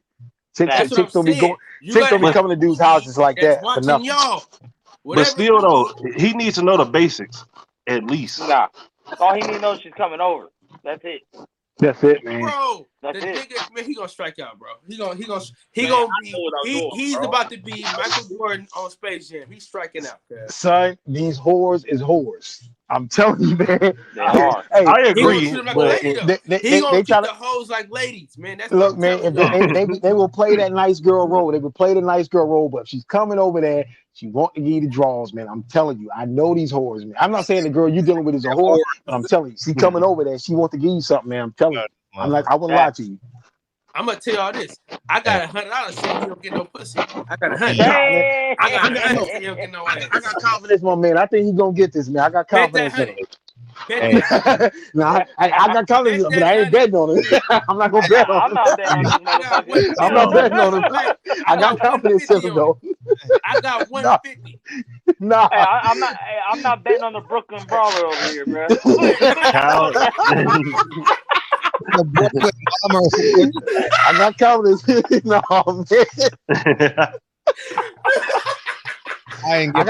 in my man. I got confidence. I can't bet on him, man. Not the Brooklyn Brawler, though, man. No, not the jobber, man. Come on, man. Not the jobber, man. Don't do that to him. Don't do that to the man, Joe. Hey, I didn't get that joke. Why is that so funny? Because the Brooklyn Brawler was always losing. He was always losing. No, I seen him with one. He beat Triple H once. He did beat Triple H. The wrestler. TB Generals. I remember that shit. You heard me, Fred? What's that? TB is the Washington Generals. Oh, oh man. Yeah, bitches is just globetrotting around this shit. You can't get the he been on the road you can't for get 50 the years just to lose. Hey, He been on the road 50 years just to lose. But for real though, man, when she coming over, you looking at the movie, just put your arm around her, man, start massaging her neck a little bit, and then you know what I'm saying. She's gonna, after you do that, then she's gonna get close to you, try to put her head on you, then you move them hands down a little more, and then you know what I'm saying, you in there. That's all you gotta do, man. You That's how you know use the massage hey, trick, though. CDC. I want to hear about some CDC action, clapping them cheeks. I want to hear about that, man. Hey, all positive. Hey, you can tell he been burped before. He said whores with an R. This motherfucker got clapped. He's a whore. Dude, yo, like I said, Fred, these whores is whores. I'm telling you, man. Look, treat them like who they are. Let's finish this conversation on the boxing section, goddammit. All right, let's go, man. Hey, listen, Kev, all positive, Lex, Tom Brown, bring your ass, man. All right, man. I'll be there. We might have a pop-up shop appearance by Fredro. All right, I'll be in the backyard watching. Yeah, we got to talk about this, man. This is Fred gonna be in his backyard with his outside TV. I see you, Fred. With the lights, nigga. Hey, listen, with the lights, for $110. $110. I got some lights for $110. Shout out to Frugal Fred in the place to be. Frugal Fred in the place to be. PB, hope you get your little wee wet tomorrow. You know what I mean? Yeah, for real. I got 300, so he don't. 300. 300. Can I get 300? Can I get 325? Can I get 325? 325. Fred, you betting Fred? Huh? Let's bet 100, Fred. No, I ain't betting. Hell no. Why would I bet against a nigga that ain't got a?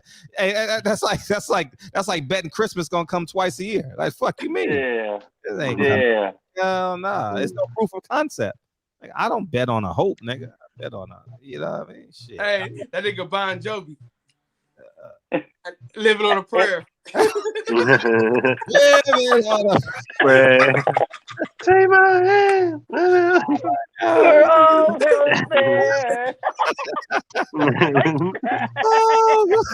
Damn. CB, good luck, man. Good luck tomorrow, bro. Hope you get it. Hey, there is some good news on Thursday. Hey, I got a show on Wednesdays that gives you like that play-by-play for you niggas, and y'all don't take advantage. Hey, you got condoms and stuff already? Nope. Hell yeah, bro. Of course, bro. What type of question is that, man? Hey, wait. What the fuck you got condoms for?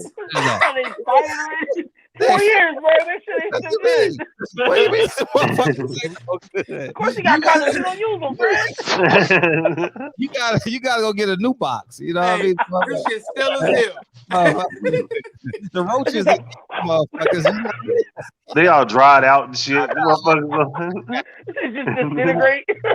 Hey, TB. When you go get the condoms, get the ecstasy condoms. Get the what? The ecstasy condoms or the fire and hots. Oh yeah, them damn fire and ice, man. But her pleasure and yours. I go ultra thins because that shit feels good. Oh, he ain't ready for that. Yeah, they pretty cool. One of them bitches popped on. Hey, it don't matter if you don't last 30 seconds. All that Hey, matters is you got in it. That's it. Hey, he only gonna last one commercial, nigga. Fuck Hey, see the alphabets while you in there. Hey, he ain't even gonna last longer than the Bone and Biggie intro. Hey, they will. Man. It will be on See track. your ABCs, bro. See your ABCs while you in there. He said, I think I can. Yeah.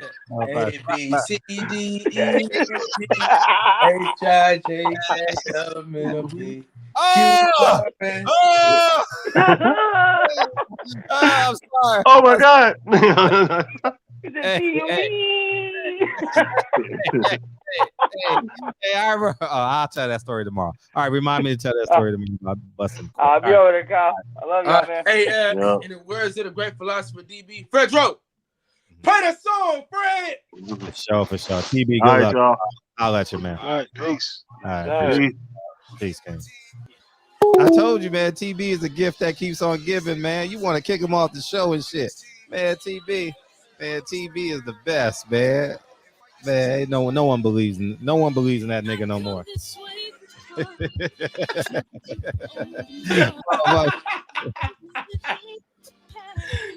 Hey, man, what's up? People Hernandez. Hey, that was the dude that came in here talking about he was trying to bet everybody for Rolly versus Javante Davis. That's the same thing was with TB. Yeah, I knew he was all cap. Motherfucker just was lonely. He ain't, you know what I mean? He knew he would get the attention he wanted. 2,000.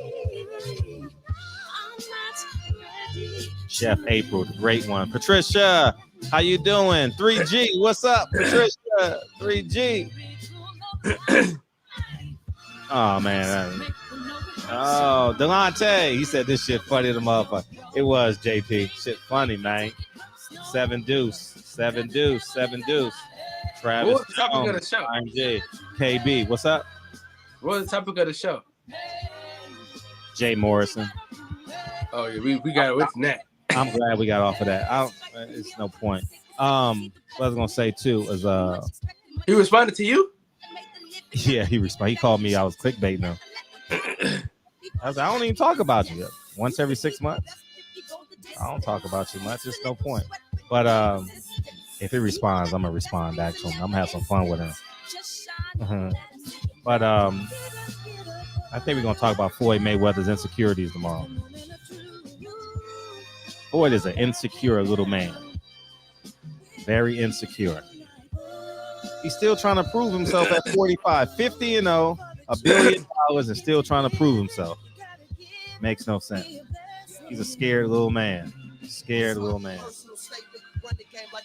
Oh man, turning to be the greatest. Yeah. Remember the 10-pound challenge?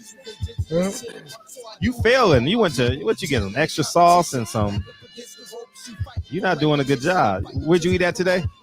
On your live? I had some Jamaican food. What kind of? What'd you get? Oxtail? No. What'd you get? Salmon and jerk chicken. Salmon and jerk chicken? Oh, you full. You got the itis. I was right after. That's why I was telling my kids kept tapping. Yeah, you got the itis. That shit heavy than a motherfucker.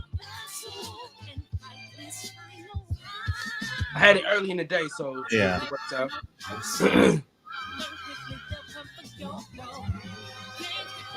We live from the boxing session, goddammit. Yeah. Yeah, if I see you in a minute, I'm gonna go take a shower and I'll be out there watching. Things you gotta do. All right, love y'all, man. I'll see y'all tomorrow.